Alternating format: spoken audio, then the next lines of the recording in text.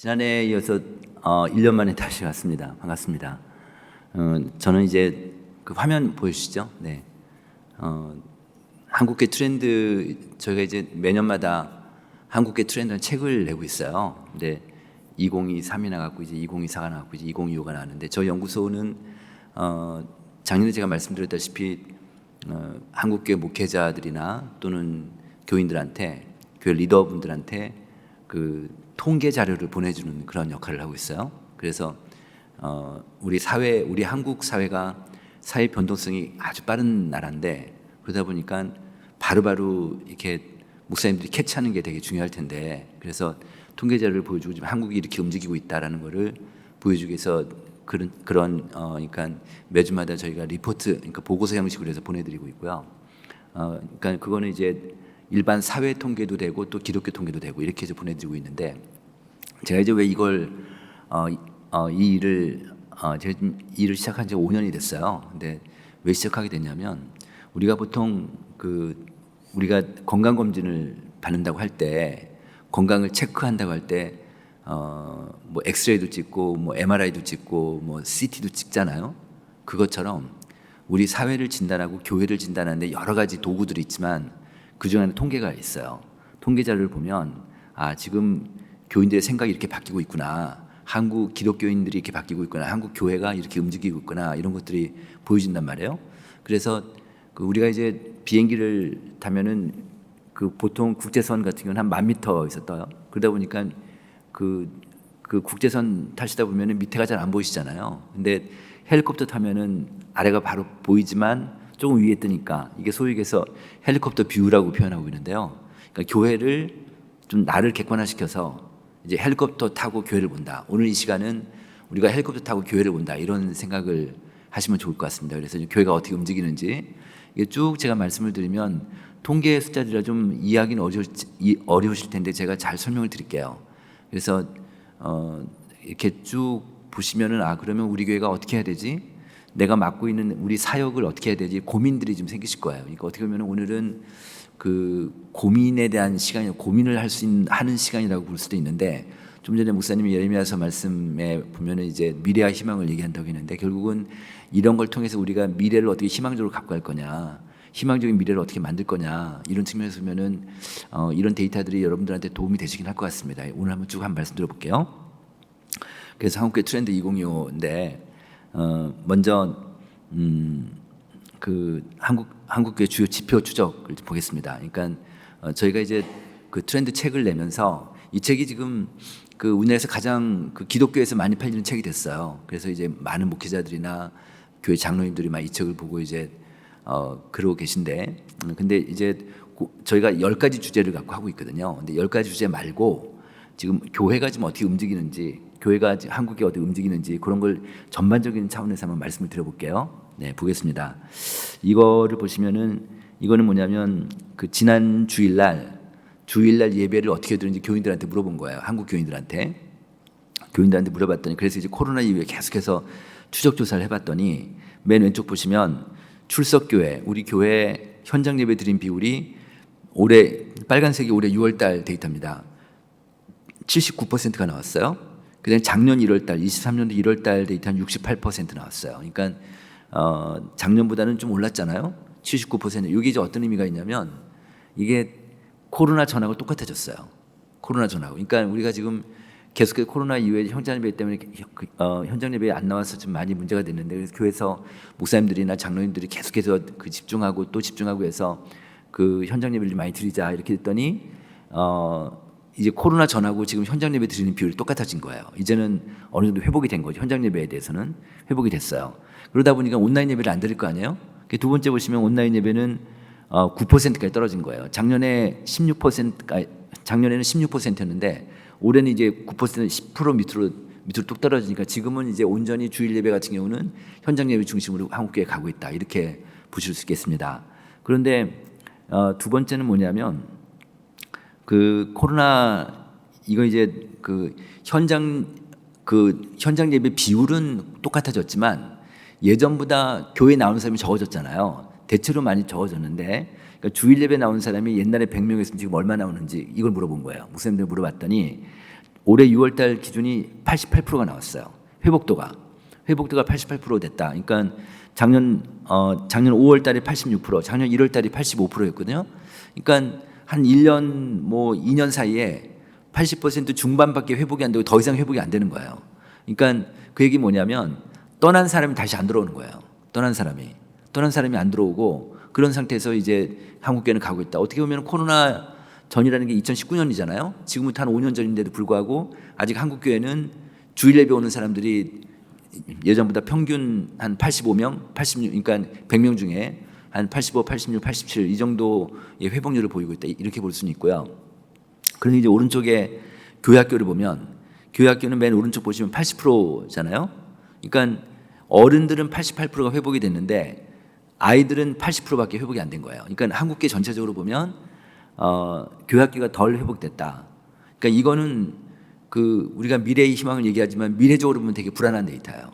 그죠? 그러니까 그만큼 그 아이들이 더 안 나오니까 교회를 이런 문제가 있는 거죠.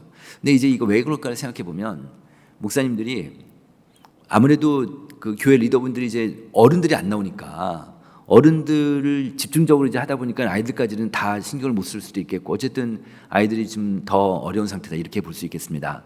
그런데 또 하나는 또 하나 이제 저 위에 그 위에 글자를 보시면은 주요 사역도 회복도가 80%를 넘지 않는다고 해요. 이게 무슨 말이냐면 그 뭐 성역 공부하는 거, 뭐 전도하는 거, 교회에서 또 뭐 구역 모임하는 거, 그다음에 뭐 그 하여튼 그런 훈련 받는 거, 지역사회 구제하고 봉사하는 거 이런 게 코로나 전보다 못한 거예요. 지금 코로나 전보다 한 80% 정도밖에 80%가 좀 안 되고 있어요. 그러니까 코로나 전에 100이었으면 그러니까 사역에 대한 활동력이 옛날에 100이었으면 지금 한 뭐 75, 76, 77 이 정도밖에 안 되는 거예요. 이 정도로 지금 한국교회 전체가 사람 안 나오는 건 좋은데 교회 사역 자체도 떨어지는 거예요.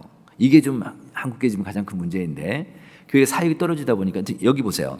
새신자는 57% 이게 뭐냐면 예전에 100명의 새신자 왔으면 지금 57명밖에 안 들어와요. 한국교회 평균이. 그러니까 그만큼 전도가 안 되는 거죠. 근데 보면은 전도하는 사람들 보면 지금 저희가 이제 새신자들 조사를 해보면요.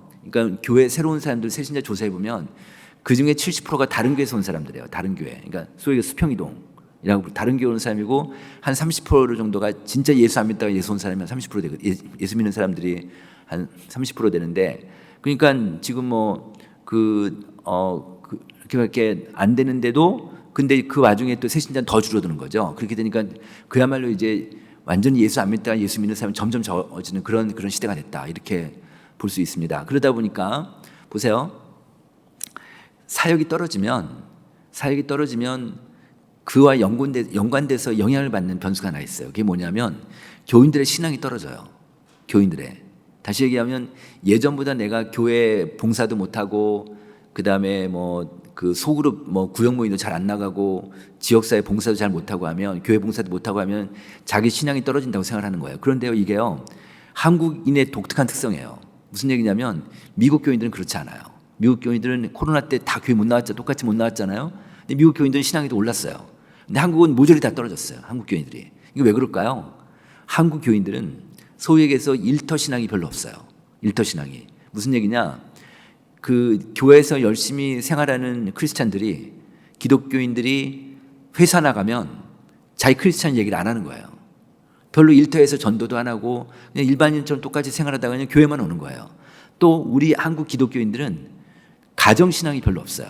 가정신앙이. 예를 들면 예컨대 지금 학부모들 중에서 교회학교 부모들 중에서 집에서 자녀 신앙교육 시키고 있는 집이 5%밖에 안 돼요. 한국에.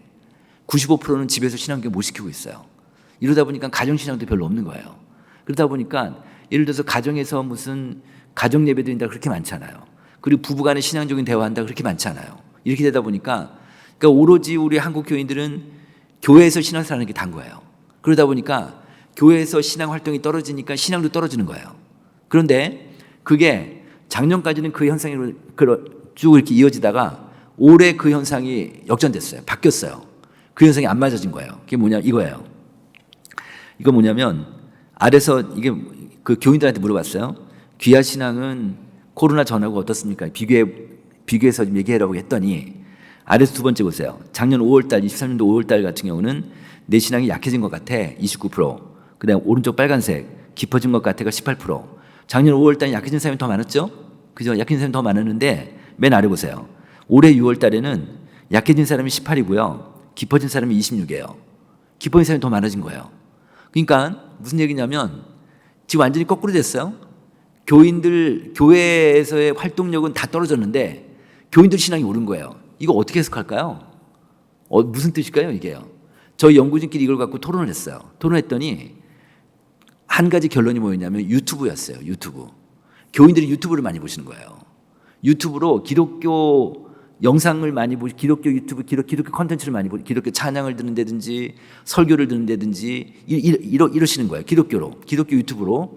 그러다 보니까 교인들 지금 제 이따 말씀드리겠지만 지금 우리나라 기독교인들 중에서 일주일에 한 번 이상 기독교 콘텐츠, 유튜브에서 기독교 영상을 보는 사람들이 80%가 넘어요. 그렇게나 많아요. 그 다음에 일주일에 1시간 이상 기독교 영상을 보는 사람들이 절반 가까이 돼요. 이 정도로 많아요. 그러다 보니까 기독교가, 그러니까 유튜브가 사람들 신앙을 이게 도와주는 거예요. 신앙을 도와주다 보니까 자기 신앙이 안 떨어지는 거지. 이런 현상이 있는데요. 근데 여러분들 유튜브 많이 보시죠? 아마 여기 오시는 분들은 수요일에 오시는 분들이니까 아마 다 보실 것 같아요. 유튜브를. 다 보실 텐데 유튜브가 동전의 양면이 있어요. 한 면은 뭐냐면 교인들의 신앙을 도와주는 게 있어요. 그럴 거 아니에요. 그죠? 또 한 면은 뭘까요?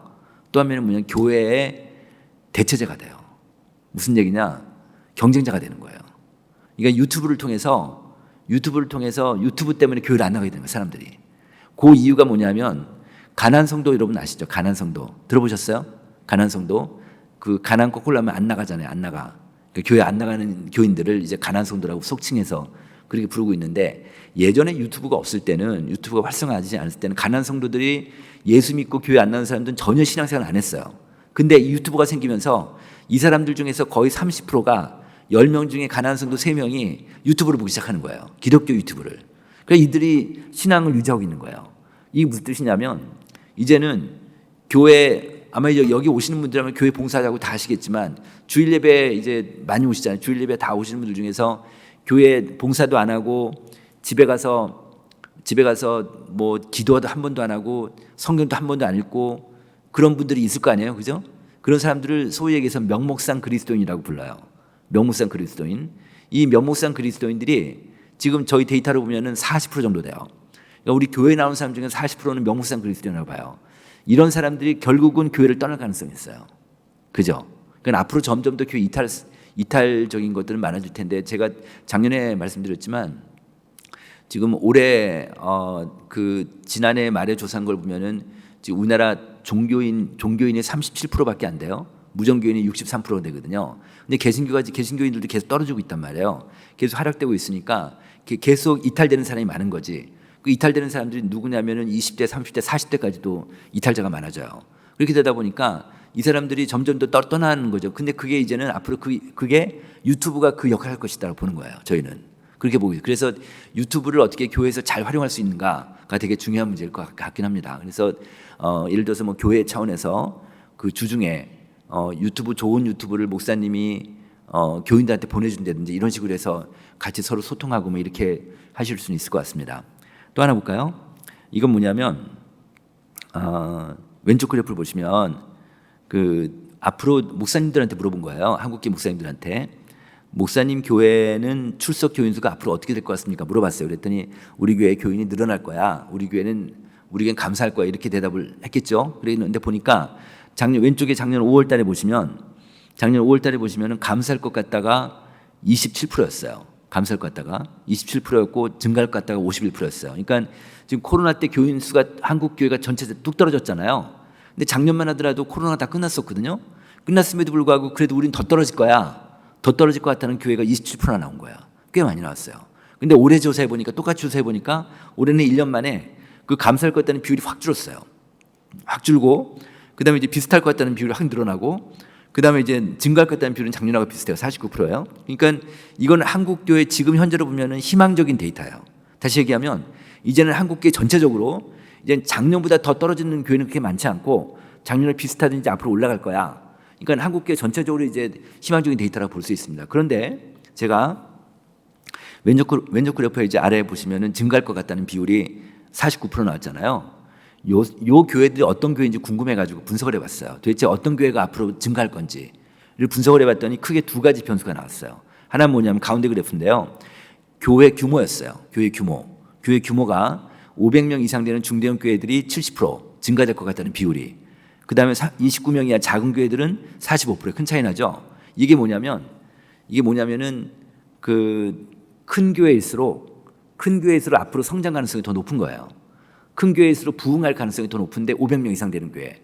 우리 저희 신앙교회 같은 경우도 이제 그 500명이 훨씬 넘는 교회니까 앞으로 이제 더 성장 가능성이 있겠다 이렇게 볼 수 있겠는데 또 하나는 뭐냐면 그 오른쪽 그래프 지금 가운데 그래프 갖고 또 하나 설명을 드리면 지금 우리나라 교회가 양극화라고 그러잖아요. 양극화라는 말씀 아실 거예요. 양극화. 그러니까 잘 되는 교회는 잘 되는 교회고 잘 되는 교회는 잘 되고 안 되는 교회는 안 되는 지금 이런 현상이 벌어지고 있는데 실제로는 그렇진 않아요. 어떻게 무슨 얘기냐면 우리 교단에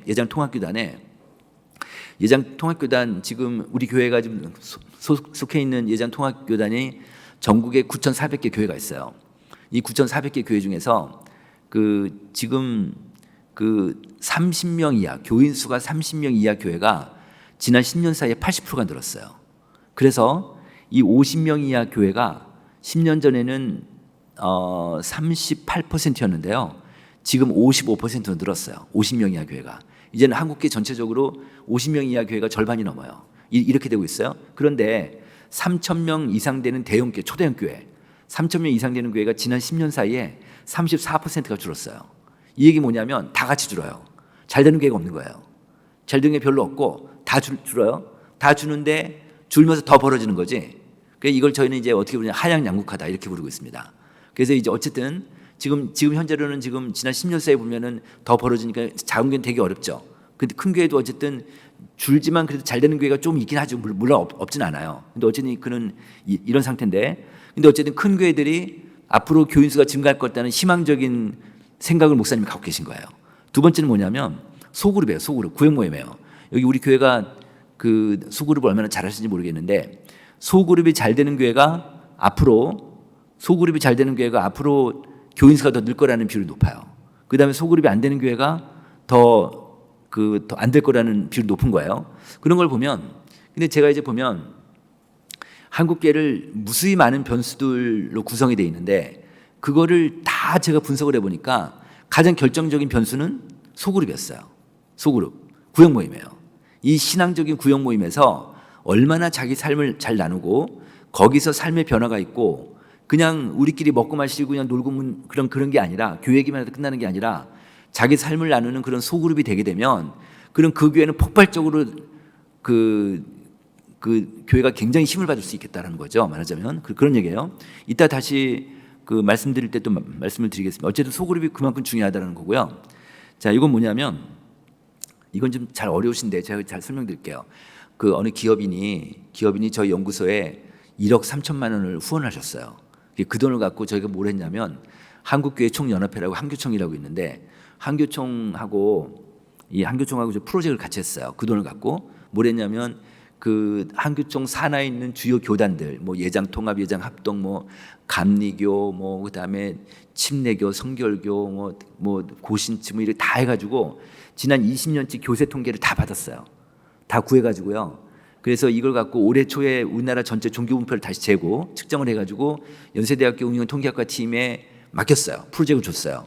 그게 무슨 프로젝트를 줬냐면 2050년까지 한국 기독교 인구가 어떻게 변할지 그 예상 수요 예측을 해본 거예요. 시계열 분석을 해본 건데 그랬더니 한번 볼게요. 맨 왼쪽 보시면 2024년도는 우리나라 전체 기독교 인구가 16.2%였어요. 인구로 보면 828만 명이에요. 지금도 이렇게 아주 적진 않아요. 16%쯤 되니까. 근데 맨 오른쪽 보세요. 2050년에 11.9%까지 떨어져요. 그러니까 다시 얘기하면 지금은 16%인데 2050년이 되면 11.9%까지 감소가 된다. 그때 인구는 우리가 지금 인구가 줄 테니까 그때 기독교 인구는 500만 명 정도, 560만 명도 된다. 그런데 이 560만 명이요. 이게 가난성도까지 포함되어 있는 숫자인 거예요. 가난성도까지. 그러다 보니까 가난 성도가 지금 보세요. 교회 안 나가는 사람들이 10년 전에 10%였거든요. 이번에 재보니까 27% 늘었어요. 27%. 10년 사이에 가난 성도가 예수 믿는데 교회 안 나가는 사람들이 10에서 27 늘었어요. 아마 지금 우리 교회 다니시는 과거에 다니신 분 중에 지금 교회 안 다니고 가난 성도가 되신 분 많을 거예요. 어쨌든 10에서 27로 늘었는데 그 27이 앞으로 10년 뒤 어떻게 될까요? 10년 뒤 가면 만약에 같은 기울기로 가면은 40%가 좀 넘어가요. 그럼 세상에 지금 그 예수 믿는데 교회 안 나가는 사람들이 절반 가까이 되는 거예요. 절반 가까이. 그런 시대가 올 수도 있다. 앞으로 곧. 제가 이제 아는 사장님이 있는데 우리 사장님, 이 사장님이 영국 런던에 출장을 가신 거예요. 그래가지고 이제 출장 기간에 주일날에 껴가지고 자기 호텔 옆에 큰 예배당이 있었대요. 예배당이 있어가지고 그 예배당을 딱 갔는데 그 예배당에 그 큰 예배당에 할머니들만 15명이 앉아있더래요. 지금 영국이 그래요. 유럽이 다 그렇습니다. 유럽이 지금 기독교 인구가 유럽 전체 인구 중에 70%인데 그 중에서 지금 가난 성도가 69%예요. 그러니까 100% 기독교인 100% 중에서 69%가 교회 안 나가는 크리스찬들인 거예요. 그 정도로 지금 유럽에는 교회당이 통통 비죠. 지금 한국이 지금 미국을 쫓아가는 게 아니라 지금 유럽을 쫓아가고 있다. 이렇게 좀 볼 수 있겠습니다. 그래서 어쨌든 이런 사인들은 되게 좀 그 우리한테 좀 부정적인 사인들인데 그러면 우리가 이제 어떻게 대응해야 되는가? 이게 되게 중요한 이제 앞으로 이슈가 되겠죠. 자, 이제 하나는 말씀드릴게요. 유반젤리즘이라고 좀 영어를 제가 만들었어요. 저희가 그러니까 이반젤리즘이라는 복음주의라는 거하고 신앙생활하는 거죠. 복음주의하고 유튜브의 유자하고 반젤리즘 해가지고 유반젤리즘 조어를 만드는 거예요. 그래서 유튜브 신앙생활 이거에 대해서 만들었습니다. 잠시만요. 제가 물 한 잔 먹겠습니다.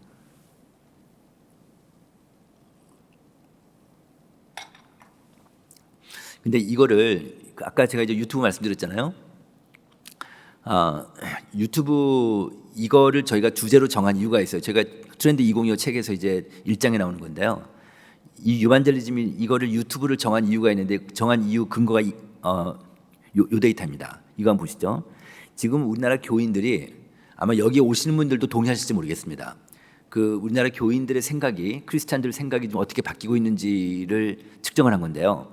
그 10년 전하고 10년 사이에 10년 이게 지금 한목협이라 한국기독교 목회자협에서 조사한 건데 그 10년 사이에 어떻게 사람들의 생각이 변했는지 볼게요. 귀하는 귀하 신앙에 도움받은 게 무엇입니까? 물어봤어요.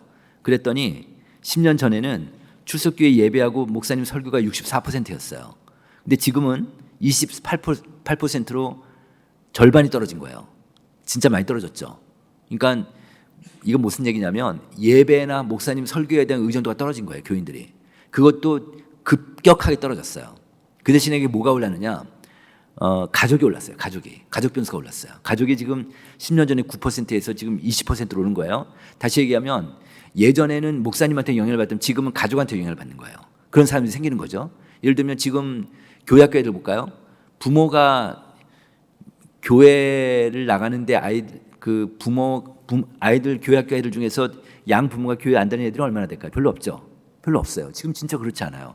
좀 저희 데이터로는 한 10% 정도 나오거든요. 그러니까 90% 아이들은 다 부모가 교회 다니는 애들이에요. 지금은 가족 종교화 시대라고 그래서 부모가 교회를 다니면 아이들도 교회 다니고 부모가 교회 안 다니면 애들도 안 다녀요. 이런 시대예요. 그러니까 부모 영향력이 커지는 거죠. 제가 얼마 전에 제가 그 대학 다닐 때 사회학과를 졸업했어요. 사회학을 전공했는데요. 근데 저희과 교수들을 만났어요. 얼마 전에. 근데 이 선생님 중에 한 분이 이런 얘기를 하세요. 요즘 대학생들은 신입생 올라오면은 자기 의사결정권이 없는 애들 같다는 거예요. 이게 무슨 얘기냐니까 학교에서 무슨 어려운 일이 있으면 집으로 전화해가지고 엄마 이거 어떻게 되냐고 물어본대요. 애들이 그런다는 거예요.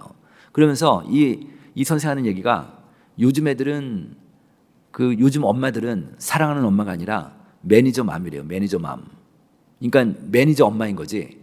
그러니까 엄마가 이제 매니저인 거예요. 어릴 때부터 아이들 학원 디자인해가지고 계속 돌리니까 엄마는 아이들은 절대적으로 엄마한테 종속적이고 그 아이들은 엄마한테 길들여져 있는 거죠. 그게 요즘 엄마들이에요. 그러다 보니까 제가 이제 저희 교회 부모사님은 어떻게 대화를 하게 됐는데 저희 부모사님이 그 중고등부 담당하는 목사님이에요.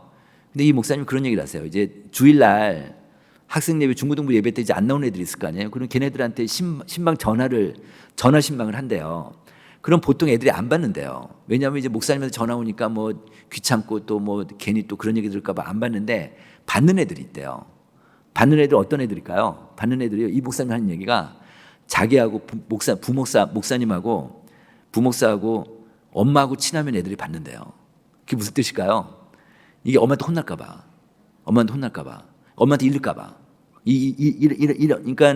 그러니까 이런 아이들의 세태인 거죠, 말하자면. 그러니까 그만큼 아이들이 엄마한테 워낙 존속적인 거죠. 그러다 보니까 이 가족 변수가 좀 올라가고 있어요. 지금 중고생들이 지금 모태신앙 비율이 전국 평균 60% 정도 돼요. 모태신앙 비율이. 지금 20대, 30대 층 있잖아요. 여기 지금 20, 30대 층 오셨을 텐데 20, 30대 젊은 사람들은 모태신앙 비율이 50%가 넘어요. 그러니까 보세요. 그럼 30대 연령층이라면 그들의 부모 세대는 60대잖아요. 그러니까 60대까지는 절반 넘게 다 같이 모태신앙이니까 그 가족 종교 현상이 굉장히 뚜렷한 거죠. 말하자면 그렇게 되고 있는 거죠. 그래서 그 문제가 있고, 세 번째는 뭐냐면 미디어가 있습니다. 미디어도 보세요. 미디어 1에서 19로 올랐어요. 이 미디어가 뭘까요? 유튜브인데 미디어 영향이 그만큼 이제 미디어로부터 신앙 성장 도움 받는 게 이렇게 올랐는데, 보시면은 세 번째가 1에서 19로 올랐잖아요. 그럼 볼게요. 앞으로 10년 뒤에 가면 어떻게 될까요? 10년 뒤에 가면 이 추이로 보면, 이 변화 속도로 보면은 미디어가 1등 나올 거 아니에요. 그죠? 두 번째는 가족이 나올 거예요. 세 번째가 이제 예배하고 목사님 설교 될 거예요. 끔찍한 결과 나올 수도 있어요. 야, 이런 시대가 올 수도 있다. 이제 앞으로 유튜브가 점점 더 강해질 텐데, 지금 우리나라는 유튜브 공화국이라고 그래요. 그 정도로 유튜브 속에 우리가 있는데, 그러다 보니까 이제 미디어의 영향도도 어쨌든 앞으로 계속 커질 거고, 그리고 가족에 대한 영향도 커지니까, 자, 이렇게 되면 현장 예배 드리고, 그 다음에 예배 드리면서 목사님 설교 듣고 하는 이런 것들이 신앙 성장에 물론 도움이 되겠지만 다른 거에 밀리는 거예요. 가족한테 밀리고 미디어한테 밀리고. 제가 이제 예를 하나 들면, 서울 분당에 그 만나교회라고 감리교 교회가 있어요. 그 교회가 되게 큰 교회인데요. 그 교회 목사님을 제가 뵀어요. 근데 얼마 전에 뵀는데 그분이 그런 얘기를 하시는 거예요. 지용구 대표는 이런 교회도 있다는 걸 알면 좋겠다고 하면서 저한테 얘기하는 게, 자기 교회가 올해 1월부터 3월까지 새 신자가 3,000명이 들어왔대요. 말도 안 되죠. 3,000명이 들어왔대요. 근데 그중에 1,000명이 청년이래요. 1,000명이. 2,000명이 거의 다가 30, 40대래요. 3040들인 거예요. 그런데 자기 생각에는 새 신자는 하나도 없고 다 수평이동 같대요. 수평이동. 여러분들 요즘 그 신문에 봤는지 모르시겠어요. 그 분당에 그 갈보리 교회인가 그 교회가 싸움이 났어요. 굉장히 큰 교회인데. 그러니까 그런 교회들이 좀 이쪽 교회로 오는 거예요. 말하자면 그렇게 되고 있는데, 그러면서 다른 교회도 많이 오는데, 근데 그래가지고 이제 30, 40대가 많이 들어오니까 이 30, 40대 이제 아이들도 같이 올 거 아니에요. 근데 교회 학교가 꽉 차가지고 애들 넘쳐나니까 애들을 못 받아가지고 다 돌려보낸대요. 애들을. 그래서 이 교회가 지금 12,000명이라는데, 근데 12,000명이 더 이상 안 받겠다고 외부적으로 선언을 했대요. 안 받겠다고. 너무 사람들이 많이 오니까. 이런 교회가 있는 거예요. 근데 이 교회가요, 다른 교회 목사님들이나 한국 교회가 전혀 생각지 못했던 일을 하나 했어요. 코로나 훨씬 전부터. 뭐 했냐면요, 미디어 교회라는 걸 시작을 했어요. 교회 안에. 그러니까 미디어 교회라는 걸 만들어서 영상을 계속 찍어서 교인들한테 나눠주고, 홈페이지 개선하고 그 홈페이지에 계속 올리고, 그다음에 영상 만들어서 계속 교인들한테 뿌리고. 그러니까 코로나 훨씬 전부터 이런 미디어 교회를 시작하니까, 코로나 시작된 데도 이 교회는 아무런 끔적이 없는 거예요. 아무런 문제가 안 되는 거예요. 그게 지금 효과가 지금 나타나는 거예요. 지금 이렇게 되는 거예요. 제가 이제 또 한 교회가 작년에 제가 목동에 있는 어느 교회를 갔는데, 이 교회가 코로나, 이 목사님이 저한테 그러시는 거예요. 코로나 전에 700명이었는데 코로나 후에 1,300명으로 늘었대요. 야, 세상에, 코로나 전후로 그 정도 규모의 큰 교회가 2배 가까이 오른 교회가 대한민국에 있을까 모르겠어요. 그 정도로 많이 성장한 교회인 거예요. 근데 이제 이 교회 목사님이 저한테 하시는 얘기가, 자기네는 코로나 전에, 그러니까 코로나가 2020년 1월 달에 시작됐잖아요. 딱 코로나 시작되고 나서 교인들이 못 오니까 교회 당회에서 결정을 했대요. 우리는 온라인에 투자한다.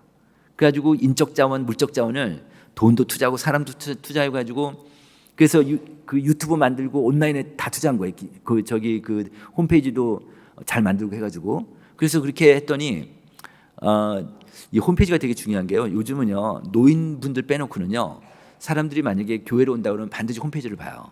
근데 저도 이제 이쪽 일을 하다 보니까, 교계 일을 하다 보니까 많은 교회 홈페이지를 보거든요. 그럼 홈페이지를 보면 뭐라 그럴까요? 죽은 교회들이 있어요. 죽은 교회들이 전혀 움직이지 않는 교회들이 있어요. 그러니까 뭐 업데이트도 하나도 안 되고 그런 교회들이 있어요. 그런 교회는요, 딱 보면 알아요. 그러면 교인들이 이 교회 가고 싶어도 갈 마음이 안 나는 거예요. 그렇게 되는 거예요. 그래서 홈페이지 관리를 잘 하셔야겠다는 건데, 어쨌든 그렇게 해가지고 이제 그래서 어쨌든 그렇게 해서 그 교회가 그 온라인 컨텐츠를 만들어서 온라인 영상들 만들어서 교인들한테 뿌리니까 교인들이 교회를 못 나오니까 막 뿌리고 하다 보니까 이게 이제 교인들이 또 자기 아는 사람들 뿌리고 해가지고 서울 목동 지역에 양천구 지역에 이 교회 컨텐츠 쫙 뿌려지게 된 거예요. 그래가지고 교인들이 막 아까 제가 말씀드린 명목상 그리스도인들, 그러니까 뭐 코로나 때 그 교회도 못 가고 하다 보니 이런 교회가 있냐고 오는 거예요, 말하자면. 이래가지고 이 교회가 이렇게 큰 교회가 있습니다. 그 정도로 이제 온라인이 되게 중요한데, 앞으로 이제 우리 교회 같은 경우도 워낙 이제 광주에서 큰 교회이기 때문에 이 온라인 쪽을 잘 좀 마련하시고 잘 가셨으면 좋겠다는 생각이 듭니다. 자, 이제 보겠습니다. 또 하나 보면 이거 이제 아까 제가 말씀드린 위에 푸른색 보시면은 기독교 유튜브 시청하는 비율이 86%, 일주일에 1시간 이상 44%인데, 근데 기독교인들한테 하루에 유튜브를 얼마나 보냐 물어봤어요. 그랬더니 113분, 거의 2시간 보죠. 세상에 하루에 유튜브를 2시간이나 봐요, 우리 성도들이. 그러니까 밥 먹는 시간, 잠자는 시간, 일하는 시간 빼놓고 다 유튜브예요. 그죠? 일반인들이 107분인데 교인들은 113분을 좀 더 봐요. 그렇게 되는데, 오른쪽 그래프는 뭐냐면 60세 이상은 기독교 컨텐츠를 보는 분들이 60세 이상은 143분, 20대는 67분. 그러니까 노인들이 더 많이 보시죠. 아마 여기 분들 중에서도 이제 한 60세 넘으신 분들은 뭐 일주일에 정말 유튜브 많이 보실 거예요. 이런 현상이 나타난다. 그러니까 유튜브 속에 있다 우리가. 이렇게 되는 거예요. 그럼 이제 뭘 보냐? 어떤 유튜브를 보냐? 그랬더니 주로 설교하고 찬양을 보세요. 설교하고 찬양을 많이 보시고, 그다음에 이제 그다음에 또 볼까요? 이번에는 기독교 유튜브를 보는데 유익이 뭐냐 물어봤어요. 그랬더니 이제 은혜를 받는다 88, 마음의 평안을 얻는다 87, 신앙 성장을 이루는데 편리하고 효과적이다 86, 지적 욕구가 충족된다 84, 영적 욕구가 충족된다 81, 신앙도 도전을 받는다 77. 거의 뭐 80% 안팎에서 높잖아요. 그런데 이 내용을 한번 보세요. 내용을 보시면 이 내용이 어때요? 이게 온라인에서 유튜브로 보는 거지만 오프라인에서 현장에서 느끼는 느낌과 거의 비슷한 거예요. 현장 와서, 교회 와서 은혜를 받고 마음의 평안을 얻고 신앙 성장을 이루고 지적 욕구가 충족되고 영적 욕구가 충족되고, 이거는 현장 예배, 현장에서 오는 거 똑같잖아요. 그러니까 뭐냐면 기독교 유튜브를 봐도 이제는 현장에서 오는 거 똑같이 느끼는 거예요, 사람들이. 심지어는요, 맨 오른쪽 보세요. 맨 오른쪽에 자기 혼자 핸드폰에서 유튜브를 보는데도 다른 성도와 함께 한다는 느낌이 든다는 거예요. 이게 왜 그럴까요? 이게 왜 그러냐면 저희 어머니가 86세세요. 저희 어머니가 이제 나이가 많이 드셨는데 저희 어머니가 교회 권사님이세요. 근데 교회 권사님들끼리 기독교 유튜브로 서로 주고받으시는 거예요. 계속 보내주고 하다 보니까 자기가 이걸 보면 다른 권사님도 같이 본다는 생각이 있는 거예요. 그래서 같이 성도와 함께 한다는 느낌이 드시는 거예요. 말하자면 이런 거예요. 그러니까 유튜브가 지금 이런 기능을 하고 있다. 그래서 그 교인들한테 물어봤어요. 기독교 유튜브가 신앙생활에 도움되냐 물어봤더니 도움된다고 생각하는 성도들이 93%나 되는 거예요. 그 다음에 목사님들도 77%나 돼요. 목사님들 다 이제 인정하는 거죠. 그런 거고요. 그리고 목사님들도 이제 오른쪽 보시면 기독교 유튜브가 목회에 도움된다는 비율이 63%나 되고 있습니다. 그래서 지금까지는 이제 그 유튜브에 대한 거고, 그럼 이제 기독교인들이, 성도들이 그럼 지금까지 아까 제가 말씀드린 대로 이제 찬양하고 설교를 많이 듣는데 그거 말고 또 뭐 듣고 싶으냐? 앞으로 강화됐으면 좋은 게 뭐냐 물어봤어요. 그랬더니 이렇게 나왔어요. 이거 보면 찬양이 가장 높고, 두 번째가 성경 공부 세미나, 그 다음에 성경 역사 성지순례, 그 다음에 설교예요. 그러니까 거의 네 개가 비슷하긴 하지만, 그렇지만 어쨌든 성경 공부 세미나라든지 성경 역사나 성지순례도 유튜브로 좀 보고 싶은 욕구가 있는 거예요. 근데 많은 교회들이, 대부분의 교회들이 이걸 유튜브를 어떻게 만들겠습니까? 잘 못 만들죠. 그러니까 교회에서 이런 유튜브를 뭐 잘 해서 이렇게 링크로 해가지고 문자로 보내주시면 교회와 소통할 수도 있으니까 이런 것들 좀 해보시면 좋지 않겠나, 이런 생각이 들었고요. 또 하나 중간에 보면 간증 있죠. 간증 얘기를 하면 우리나라 전체 교회 중에서 예배 시간에 간증 순서가 있는 교회가 있어요. 우리 교회는 어떻습니까? 여기 교회는 있으세요? 없으세요? 네. 그 간증 순서가 있는 교회가 전국에 한 12% 돼요. 12% 되는데, 근데 간증 순서가 있는 그러니까 많지 않죠. 많지 않은데 저희 한번 쭉 리서치를 해보니까 간증 순서가 있는 교회 교인들이 간증의 은혜를 많이 받아요. 간증에 지금 은혜를 많이 받고 예배 시간에 감동을 통해 그 간증을 통해서 영적 도움을 받는다, 이런 욕구들이 좀 있습니다. 그래서 간증 같은 것도 많이 활용하시면 좋을 것 같고요. 자, 이번에는 지금까지 이제 계속 유튜브를 얘기를 했는데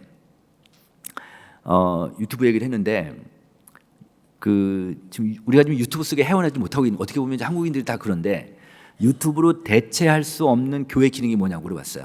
그러니까 하도 유튜브 하니까 유튜브가 도저히 접근할 수 없는 교회 기능이 뭐냐를 첫 번째가 성도와의 교제였어요. 성도와의 교제. 이건 유튜브가 어떻게 못하잖아요. 그죠? 온라인이 안 되니까 성도들끼리 만나가지고 서로 교제하고 삶을 나누고, 이게 소위 얘기해서 코이노냐라고 할 수 있잖아요. 친교하고 이런 거니까. 그런데 이 성도와의 교제를 조금 더 생각하면 이게 결국 소그룹이에요. 소그룹. 물론 남성교회, 여성교회도 있고 다 있지만 소그룹 안에서 서로 교제 나누고 구역 모임에 서로 삶을 나누고, 그렇게 해서 그 삶이 변화가 되고 감동을 받고, 이런 성도와의 교제가 결국은 유튜브가 전혀 침범할 수 없는 영역이다. 그래서 저는 제 생각은 감히 이렇게 말씀드리면, 앞으로 미래교회를 예측한다면, 우리 아까 그 미래 희망을 얘기했지만 앞으로 미래교회를 본다고 하면 어떤 교회가 살아남을 거냐, 지금 다 어려워지니까 어떤 교회가 살아남을 거냐고 보면 이 두 번째 보세요. 말씀과 찬양의 은혜, 영적 욕구가 충족된다, 마음의 평안, 이것도 있지만 이건 유튜브도 같이 공유할 수 있잖아요. 그죠? 그런데 유튜브가 전혀 접근할 수 없는 게 성도의 교제라고 하면, 결국은 제 생각에는 앞으로 미래교회라고 본다고 하면 결국 살아남는 교회는 소그룹이 잘 되는 교회 같아요. 소그룹이 잘 되는 교회라면, 이 구역 모임이 탄탄한 교회라면 전 교인이 구역 예배 들어가고, 상고상원들 상고상원끼리 소그룹을 하고, 노인들은 노인끼리 소그룹을 하고, 그래서 소그룹 안에서 삶이 변화가 되고 삶의 감동을 받고 말씀을 중심으로 해서 정말 거기서 자기를 다 오픈하고 자기 힘든 걸 다 고백하고, 이런 소그룹이 될 수만 있다면 그럼 그 교회는 끄떡없을 것 같아요. 네, 그런 느낌이 하여튼 그런 느낌이 들었습니다. 네. 또 보겠습니다. 이제 보면은 앞으로 기독교 유튜브 시청 의향이 얼마나 되냐 물어봤어요. 그랬더니 더 이용할 것 같다가 41% 나왔어요. 그 다음에 덜 이용할 것 같다가 4.7. 그러니까 앞으로 우리 기독교인들은 유튜브를 더 많이 봐요. 그죠? 더 많이 볼 거 아니에요, 그죠? 그러니까 앞으로 더 보겠다고 하니까 그만큼 기독교 유튜브에 대한 수요는 계속적으로 증가할 것이다. 그러니까 우리 교회가 이 기독교 유튜브에서 잘 대응할 필요가 있겠다. 네, 그 얘기입니다. 자, 이번에는 이제 신앙 양극화 얘기하겠습니다. 신앙 양극화.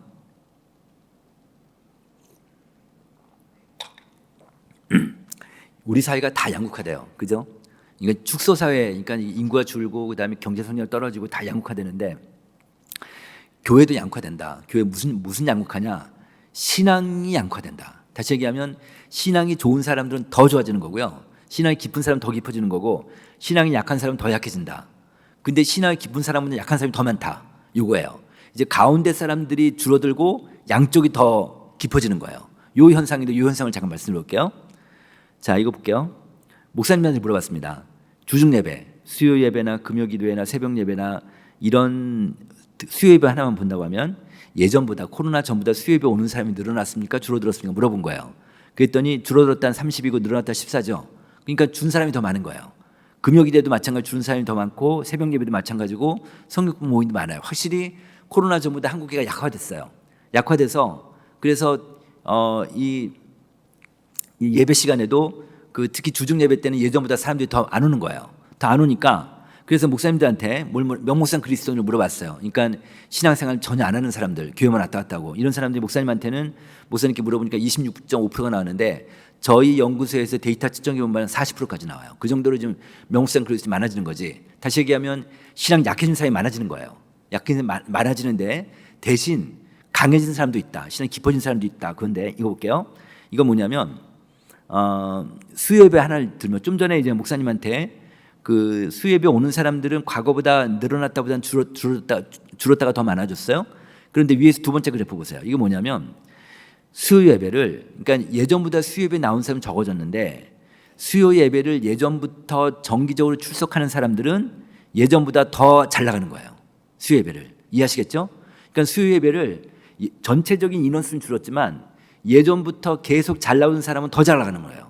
요런 현상이 벌어지는데 이게 모든 영역에서 다 똑같이 이런 현상이 이렇게 나타나고 있습니다. 그러니까 더 양극화되는 거죠, 교회 안에서. 그러니까 이걸 보시면 이건 뭐냐면 이제 교인들한테 코로나 이전하고 이후하고 귀하의 신앙은 약해졌습니까? 깊어졌습니까? 이렇게 물어봤어요. 그랬더니 신앙이 약해진 사람들하고 깊어진 사람한테 주일 예배를 물어봤어요. 그랬더니 신앙이 약해진 사람은 주일 예배 참석도가 줄었다가 늘었다보다 훨씬 많죠. 41대 13이니까.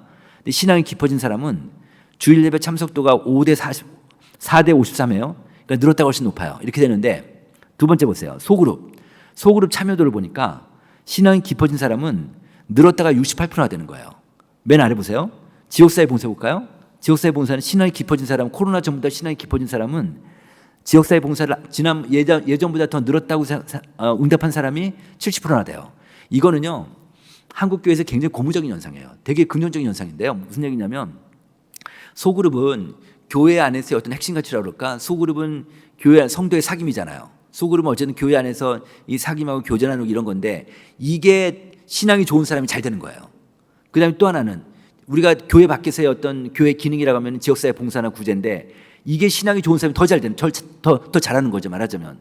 이런 측면에서 보면 그 신앙이 깊어진 사람들의 어떤 실천적 특징이 소그룹과 지역사회 봉사다. 그러니까 성도의 사귐과 세상을 향한 교회 섬김이 된다. 이런 측면에서 보면은 되게 긍정적이라고 볼 수 있습니다. 그래서 이제 신앙 양극화를 목사님들한테 물어봤어요. 지금 이런 신앙 양극화 현상이 벌어지는데 앞으로 어떨 것 같습니까? 물어봤더니 지금보다 더 심화될 거라는 비율이 65%예요. 그러니까 목사님들은 지금 교회 안에서 신앙이 양극화될 거라는 것들이 더 늘어나고 있습니다. 그런데 이렇게 더 심화될 거라고 생각하는데, 자, 그러면 이제 보통의 이제 목사님이나 장로님들이 야, 우리 교회 내년도 사역 정책을 어떻게 할 건가? 뭐 내년도는 상권 사역을 좀 강화시키자. 뭐 노인 사역을 좀 잘하자. 뭐 이렇게 할 수 있잖아요. 보통 이제 세대별로 이런 생각을 많이 하시는데 뭐 교회 학교를 잘하자든지 이런데 요런 양극화 입장에서 보면요. 어떤 전략이 필요하냐면 그 신앙이 예전보다 더 강해지는 사람들 있잖아요. 아마 여기 오늘 오신 분들이 거의 다 그러실 수 있어요. 이런 분들을 따로 훈련시키는 게 되게 중요한 거예요. 따로. 그다음에 신앙이 약한 사람은 약한 사람들끼리. 그러니까 무슨 얘기냐면 목사님 입장에서 양쪽 그룹을 다 커버하기 어렵잖아요. 그러니까 목사님이나 교회 리더분 입장에서는 신앙이 강한 분들하고 계속해서 교제 나누시고 이들을 훈련시켜서 이들을 평신도 사역화시키는 게 되게 중요하다. 근데 어쨌든 목사님 중심으로 하는 게 되게 중요하죠. 사실은 목사님 중심으로 해서 이들을 신앙적으로 잘 훈련시켜서 이들이 교회 리더들이 이 지금 명우상 그리스도인들 신앙이 약해지는 사람들을 돌봐주는 거죠. 그런 정책을 하는 게 되게 중요할 수 있다는 거죠. 네. 자, 이번엔 가족 종교 현상 말씀드리겠습니다.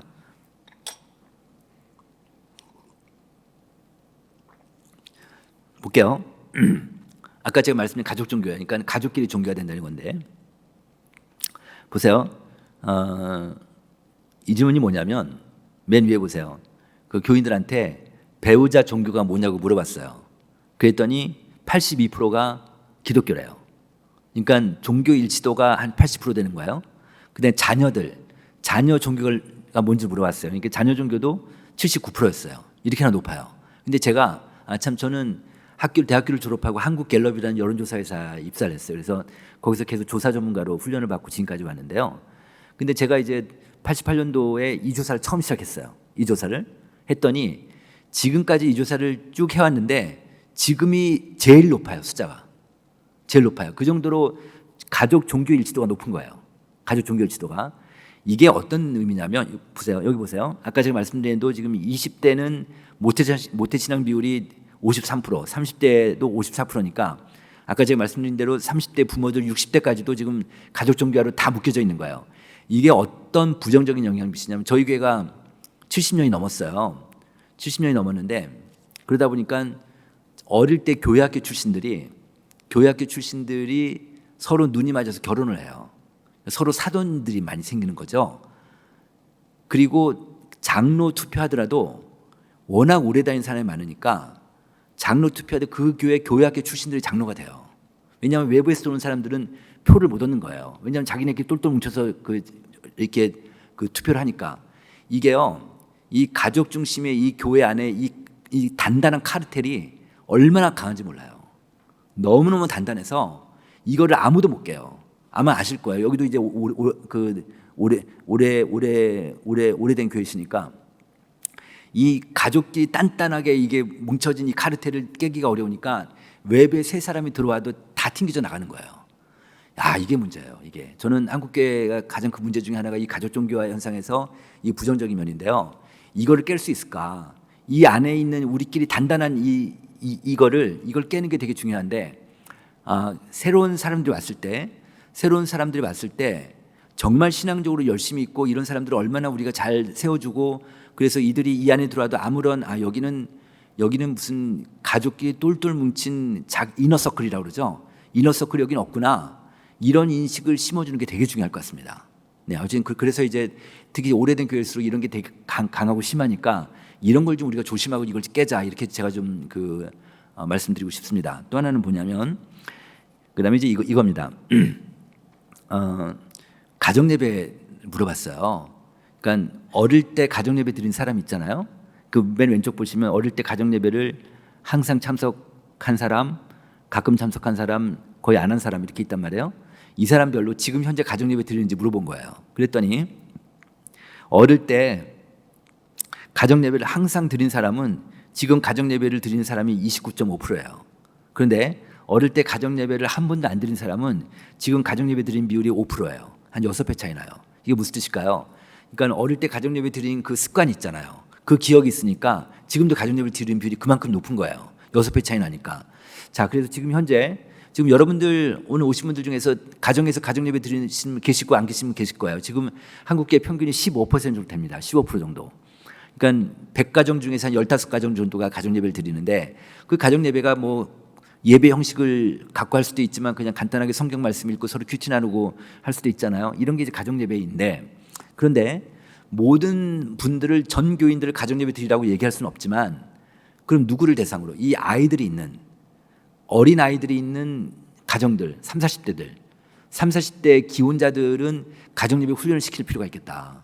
그 얘기를 꼭 말씀드리고 싶어요. 무슨 얘기냐면, 저희 교회가 그 주보 한 면이 가정 예배지가 매주마다 나와요. 매주 가정 예배 드리라고. 근데 제가 그걸 읽어보면 야, 이거 쉽지 않겠다.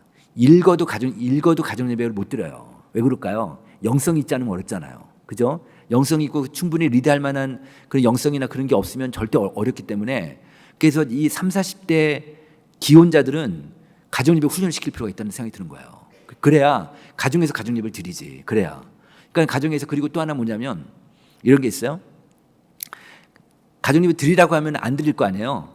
드렸는지 확인하는 게 되게 중요해요. 확인하는 게. 그러니까 피드백을 하셔야 되는 게 되게 중요하죠. 그러니까 계속 피드백하고 이런 것들이 되게 중요할 수 있겠다는 거죠. 그래서 어쨌든 그렇게 해서 하는 게 중요해요. 근데 이제 왜 이런 게 중요하냐면, 아까 제가 말씀드린 대로 부모하고 아이들의 신앙이 워낙 절대적으로 묶여져 있어요. 무슨 얘기냐면, 아이들이요, 신앙 성장에 가장 도움받는 사람이 누구라고 생각하냐면, 영양자가 누구냐면 엄마예요. 엄마고, 얘네들은 교회 학교 선생이 제일 꼴찌예요. 그러니까 교회로부터는 별로 영향을 못 받는다고 본인들이 생각해요. 누구라고요? 엄마예요. 엄마. 자, 볼게요. 이걸 보면 이건 뭐냐면, 부모 신앙을 저희가 4단계로 구분을 했어요. 4그룹으로 나눴어요. 그래가지고 부모 신앙 1단계, 그 다음에 2단계, 3단계, 그러니까 부모 1단계는 신앙 거의 없고, 뭐 구원의 확신도 없고, 그런 부모들. 그 다음에 부모 신앙 4단계는 정말 교회 열심히 다니고, 그 다음에 신앙도 굉장히 깊고, 이런 사람들 이렇게 4그룹으로 나누었더니, 이 부모별로 자녀들이 교회를 얼마나 잘 나가는지 봤어요. 그랬더니 부모 신앙 1단계, 부모 신앙이 별로 없는 집의 아이들은 주일 예배 나가는 애들이 31%밖에 안 돼요.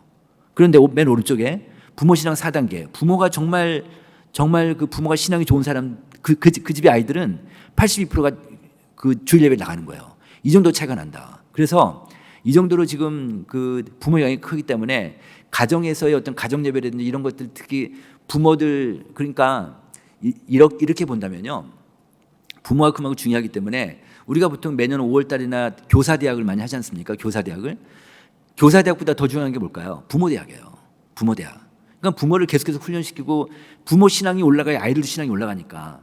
그러니까 아이들만 직접 타겟을 하는 게 아니라 부모를 먼저 거치는 게 되게 중요하겠다는 거죠. 그래서 앞으로 부모 교육이 되게 좀 활성화됐으면 좋겠다는 생각이 듭니다. 네.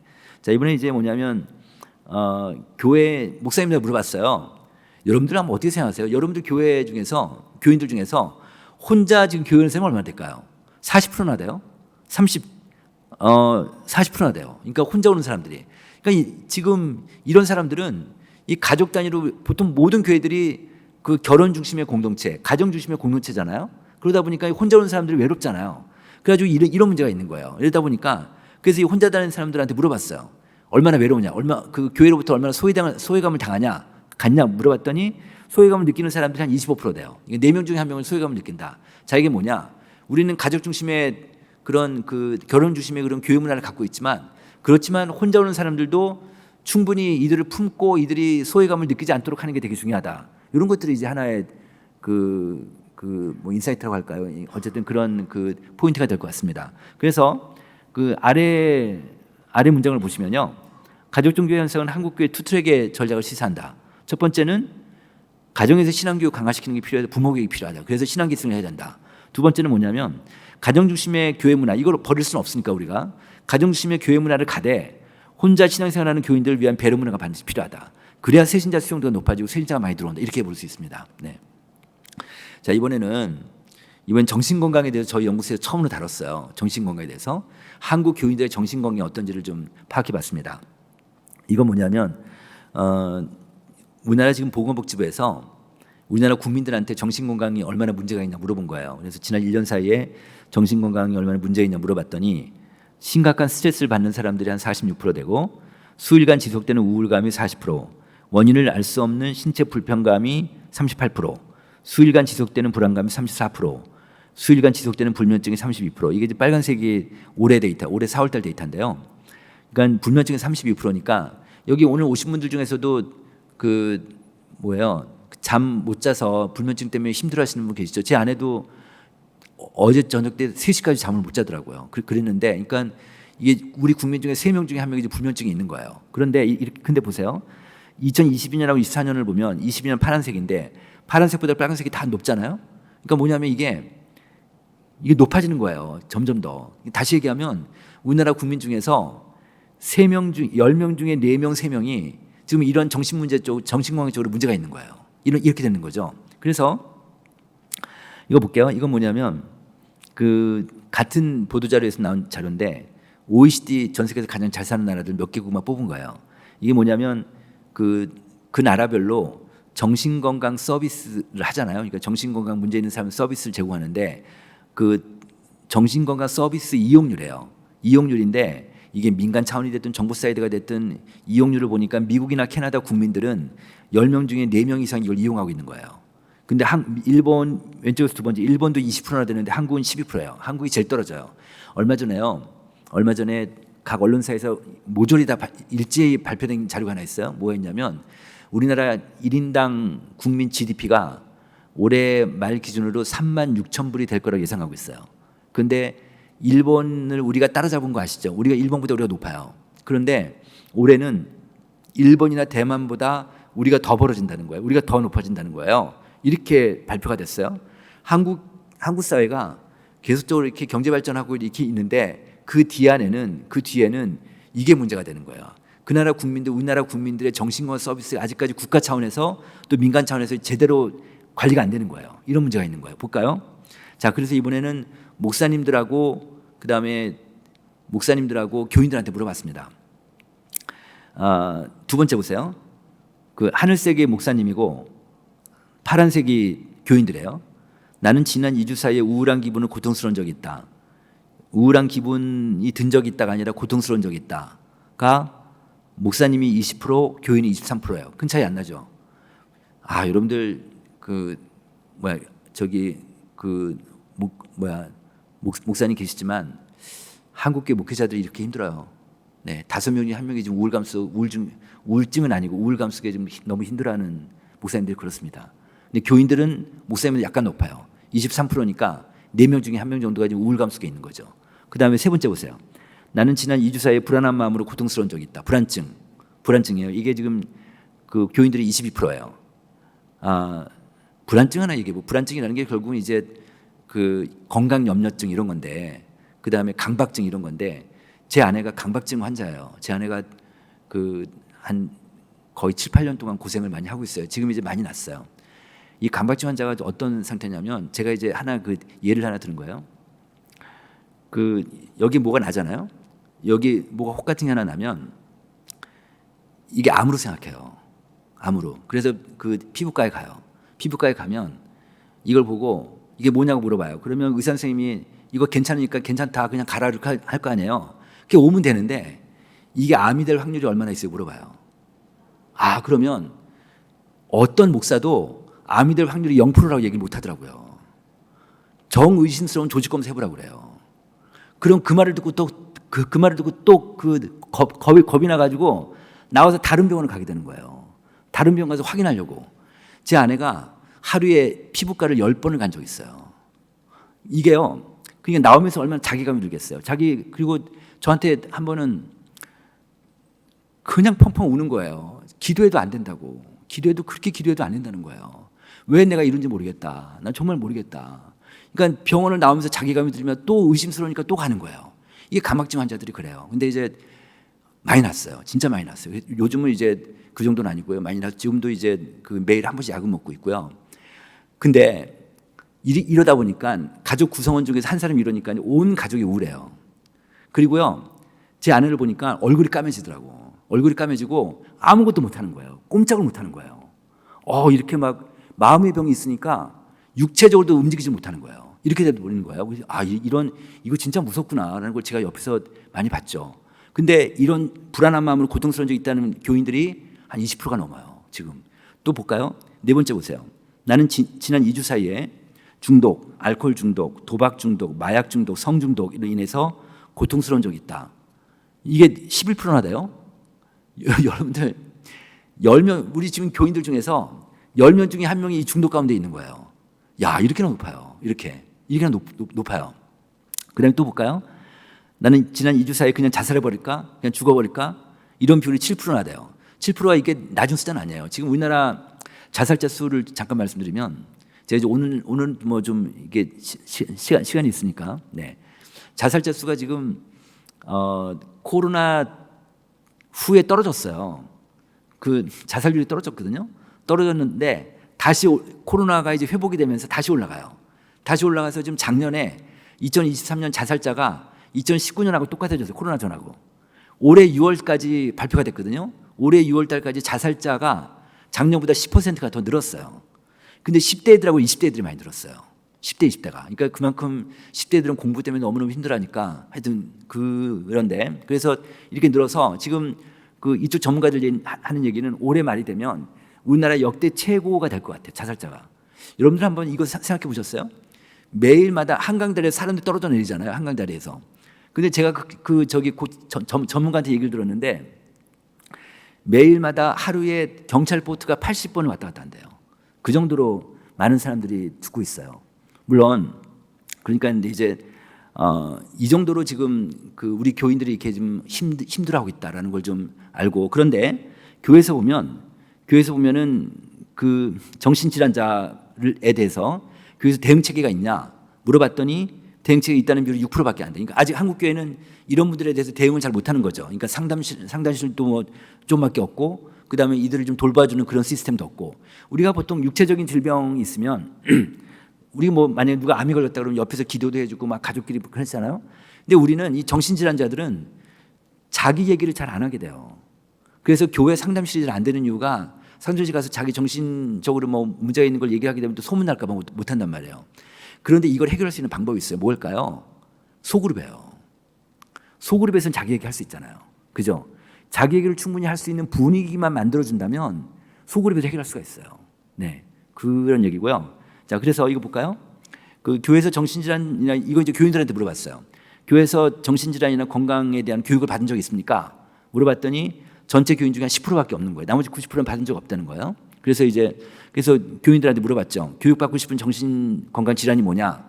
물어봤더니 우울증 제일 높아요. 왜냐하면 지금 우리나라 지금 우울증 환자가 지금 병원에 등록된 환자가 100만 명이 넘거든요. 우울증 환자가 계속 올라가고 있어서 높고, 두 번째가 치매예요. 이렇게 되는데 치매도 되게 높죠. 지금 우리나라 저희가 생애 주기 교육이라는 걸 조사를 했어요. 생애 주기 교육, 생애 주기별로 어떻게 교육하는가. 왜냐하면 이제 지금은 우리 사회가 다 파편화되다 보니까 각 세대마다 연령대별로 받고 싶은 교육이 다 다를 거 아니에요. 한 가지 주제를 다 하기 어렵단 말이에요. 20대는 무슨 교육을 받고 싶어 할까요? 20대는 직업에 대한 교육을 받고 싶어요. 20대는. 30대하고 40대는 똑같은데 뭘 받고 싶어 할까요? 30, 40대는 자녀 교육에 대한, 자녀 양육에 대한 교육을 받고 싶어요. 또 하나 있어요. 30, 40대는 부부관계에 대한 교육을 받고 싶어요. 이런 욕구들이 있거든요. 그러니까 이런 욕구들에서 이제 30, 40대한테 그런 교육을 좀 많이 시키시면 좋고, 그다음에 이제 50대부터는요. 50대, 60대, 70대가 교회에서 받고 싶은 교육이 똑같아요. 제일 높은 게 뭘까요? 치매예요. 치매. 근데 50대는 치매가 안 걸리거든요. 왜 그럴까요? 그들의 부모 때문에 그래요. 부모 세대 때문에. 지금 치매 환자들 비율을 보면요. 60대까지도 거의 치매 환자들이 별로 없어요. 그 70대부터 올라가기 시작해요. 70대 쭉 올라가서 80대 올라가면 치매 환자가 급증을 해요. 80대 여성들, 여기 그 교회 권사님들, 80대 권사님들 같은 경우는 지금 우리나라의 그 치매 환자로 등록된 사람이 80대 여성 중에 35%가 치매 환자예요.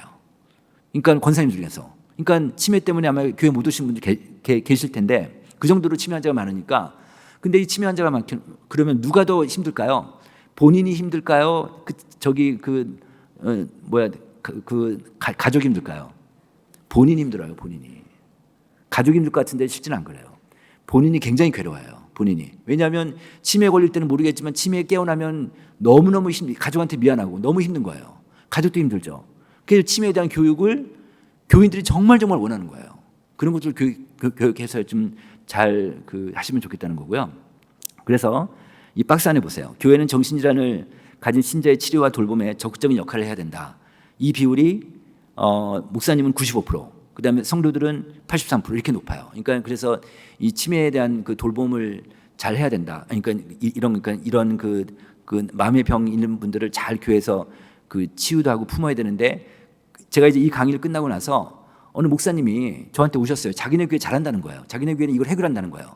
깜짝 놀랐지. 뭐냐고 그랬더니 자기네 교회가 소그룹을 잘한대요. 소그룹에서 이 사람들이 다 자기를 오픈할 수 있게 소그룹 분위기가 되는 거예요. 자기 마음을 다 얘기하니까. 서로 위로해주고 서로 격려해주고 서로 기도해주고 좋은 병원 소개시켜주고 이러면서 소그룹에서 해결한다고 그런 그 목사님이 이야기를 하셨습니다. 그래서 어쨌든 지금 현대교회에서는 소그룹이 잘 되면 공동체성도 올라갈 거고 그렇게 하면 그래서 그런 것들이 되게 좋은 효과가 있을 것이다 볼 수 있습니다. 자, 이번에는 평신도 얘기하겠습니다. 작년 말에 여기 신앙교회 말고 다른 교회, 광주에 있는 다른 교회를 갔었어요. 근데 그 교회에서 이제 그 교회 부목사님을 뵀는데 작년 여름 끝나고 나서 부목사님이 3명 있는데 2명이 나갔대요. 그래가지고 이제 새 부목사를 뽑는데 공고를 냈는데 그때 제가 이분을 만난 지가 12월 달이었거든요. 12월 달까지 한 명도 지원 안 했대요. 한 명도. 그 정도로 부목사 뽑기가 어려운데, 그래서 이 부목사님이 저한테 하는 얘기가 담임 목사님한테 얘기하지 말라고 하면서 자기도 그만두겠다는 거예요. 너무 힘들어서. 지금 이 부교육자 사육 기피 현상이 대단히 심각해요. 한국교회가. 특히 교육전도사 있잖아요. 전사 뽑기 어려운데 특히 지방 같으면 더 그렇죠. 서울도 마찬가지지만. 교육전사들 신대원생들 있잖아요. 신대원생들 일주일에 3일을 풀타임으로 GS25나 이런 편의점에 아르바이트를 하면 한 달 받는 월급이 한 달 교육전도사 받는 월급보다 더 많아요. 이러다 보니까 목회에 대해서 정말 강한 사명감이 있지 않은 그런 전도사급의 신대원생들은 교회를 안 가려고 그러죠. 그래서 이렇게 많이 없어요. 그러니까 전사 뽑기도 어렵고 그리고 전사 뽑기도 어렵고 그다음에 부교육자 뽑기도 어렵고 지금 이제 부목사 뽑기도 어렵고 이런 시대가 됐는데, 제가 목사님께 말씀을 하니까 여기도 지금 부목사를 잘 못 뽑으신다고 지금 너무 말씀하시던데요. 그 정도로 지금 어려운 상태라서, 그러면 대안이 뭐냐? 대안은 평신도 사역이다. 평신도 사역. 그래서 평신도 조사를 저희가 하게 된 거예요. 평신도 사역에 대해서 목사님한테도 물어보고 평신도 본인들한테 물어본 거예요. 이거 볼게요. 저희 연구진에서 10가지 평신도 사역할 수 있는 10가지 목사님들 사역 10가지 유형을 하고 그 10가지를 물어봤어요. 이거를 목사님한테도 물어보고 평신도한테 물어보고 이거 평신도 할 수 있냐 물어본 거예요. 그랬더니 평신도 할 수 있다는 비율이에요. 신방이 제일 높아요. 신방. 두 번째가 새가족 교육, 교육부서 설교. 교육부서 설교도 세상에 목사님들 78%가 교육부서 설교도 평신도 할 수 있다고 생각하는 거예요. 그다음 신앙지도, 성경 강의, 정교인 기도회 인도, 주일 예배 성인 예배 설교, 이것도 20%나 되고 이렇게나 높아요. 근데 여기서 보면 하늘색이 목사님이고 파란색이 교인들인데, 목사님 하늘색이 더 높죠? 그러니까 이건 무슨 얘기냐면 평신도 사역에 대해서 평신도 본인들보다 목회자가 더 수용도가 더 높아요. 목회자가 더 높다는 거죠. 이번에는 뭐냐면 실제 시무교회에서 목사님 교회에서 평신도 하고 있는 게 뭐냐 이렇게 물어봤어요. 하고 있는 게 뭐냐 물어봤더니 신방이 제일 높아요. 70%. 두 번째가 세가족 교육, 신앙 지도, 교육부서 설교, 성인 예배 설교, 성경 강의, 정교인 기도회 인도 이렇게 나왔어요. 이렇게 이제 교육부서 설교도 지금 32%니까 우리나라 전체 교회 중에 3개 교회 중에 1개 교회가 교육부서 설교를 전도사나 목사가 안 하고 평신도가 하고 있는 거예요. 그래서 저희가 좀 이상해서 물어봤어요. 교육부서 설교하는 사람들한테 목사님한테 왜 교육부서 설교를 평신도가 하냐 물어봤어요. 그 이유가 뭔지 아세요? 부교육자가 없어서예요. 어쩔 수 없이 이렇게 되는 거죠. 말하자면 그렇게 됐는데 이번에는 뭐냐면 이번에는 평신도한테 직접 시켜본 거예요. 목사님이 평신도한테 목사님이 이제 평신도한테 직접 시켜보니까 그래서 별 문제 없다. 해보니까 시켜보니까 별 문제 없다. 오히려 목사보다 잘하는 것 같은데 또 목사보다 미흡하다. 이렇게 3가지로 보기를 주고 그 중에 하나를 찍게 한 거예요.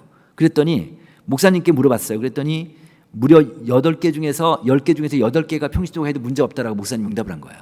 그런 거예요. 그래서 세가족 교육, 신방, 신앙지도, 교육부서 설교, 성경 강의, 정교인 기도회 인도, 성인 예배 설교, 결혼식 주례 여기까지 놓고 그다음에 성례전 집전은 비슷하고 장례식 집례는 오히려 목사보다 미흡하다 이렇게 나온 거예요. 대부분의 어떤 지금 현재 목사님이 하고 있는 사역 중에서 평신도가 해도 별 문제 없다고 이게 인식을 하고 있는 거예요. 그래서 평신도 사역을 좀 전반적으로 할 수 있으면 좋은데 저는 많은 교회를 다녀보는데 많은 교회를 다녀보면 2가지 유형의 교회가 제 눈에 들어와요.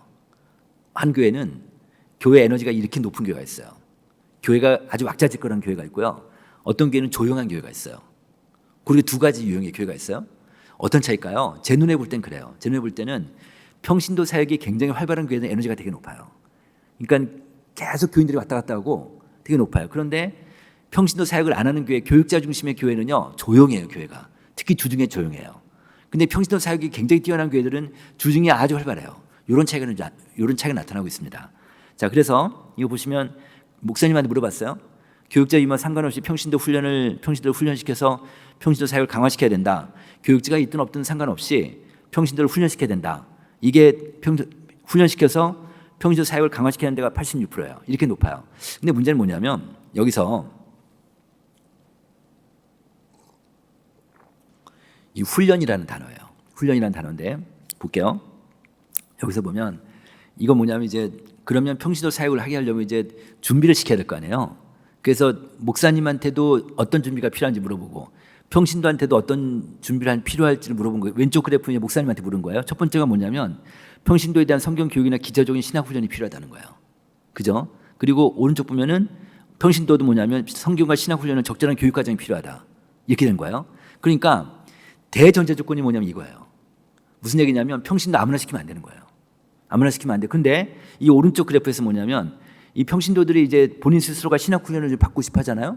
그 누구한테 받고 물어봤어요. 누구한테 받고 싶으냐고. 그랬더니 뜻밖에도 저는 신학교라고 대답할 줄 알았거든요. 그게 아니라 담임 목사님한테 받고 싶대요.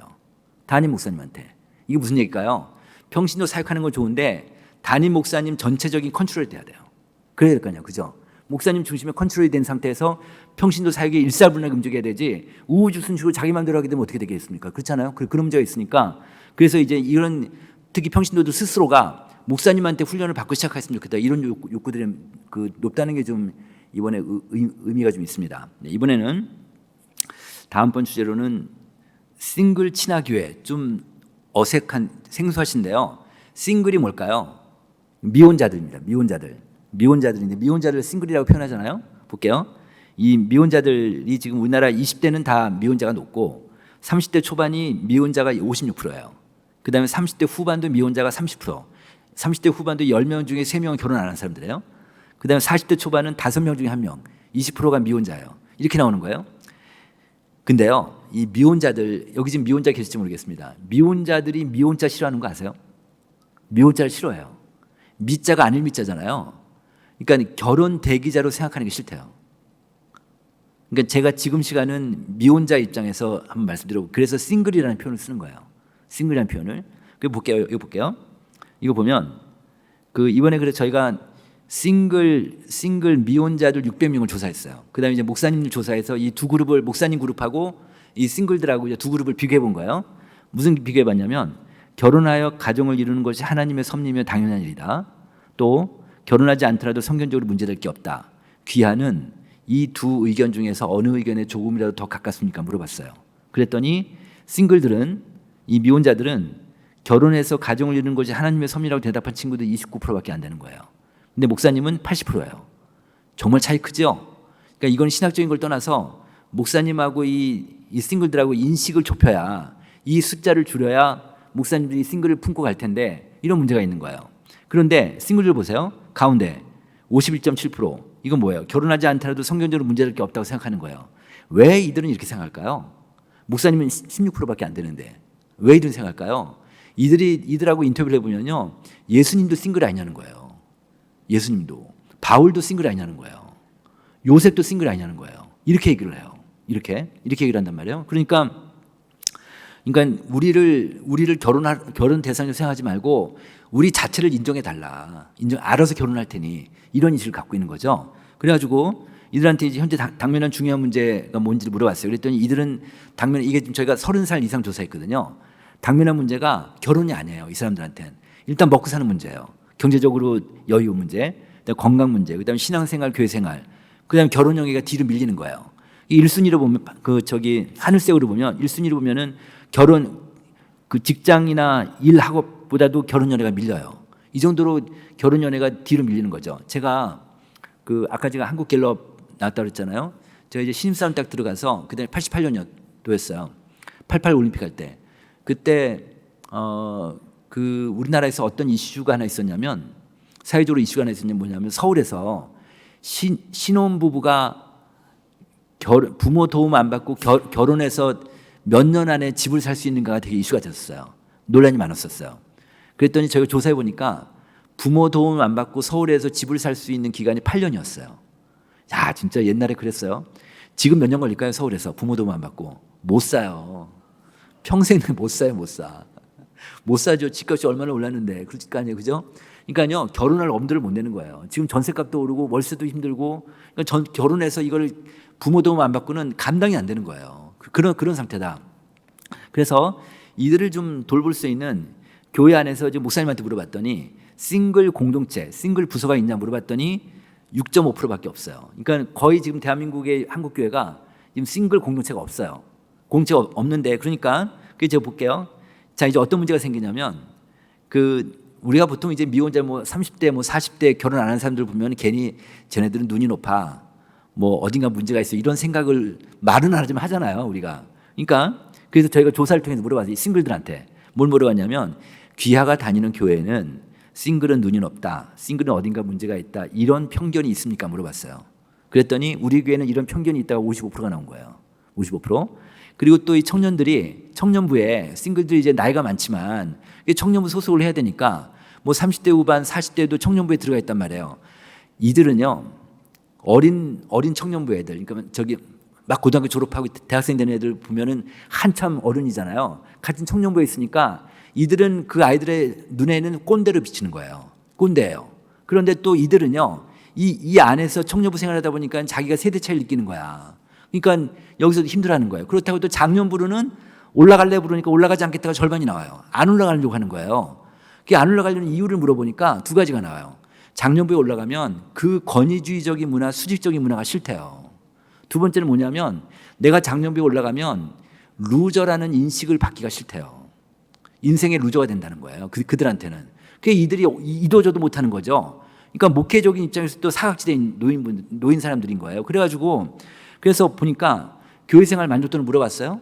근데 일반 교인들은 교회생활 만족도가 68%가 나왔어요. 근데 이 싱글들은, 미혼자들은 48%가 나온 거예요. 그만큼 결혼 의향이 떨어지는, 교회 만족도가 떨어지는 거예요. 이렇게 나오는 거예요. 그래서 이들한테, 이들은 교회에서 이들을 잘 케어하지 못하니까, 교회생활에 만족하지 못하니까 똑같이 교회생활하면서도 좀 억울한 면도 있고 그냥 눌려 있는 것도 있고 소외당한 것도 있는 거죠, 말하자면. 그래서 교회에 뭘 원하냐 물어봤더니 싱글에 대한 편견을 버려달라는 거예요.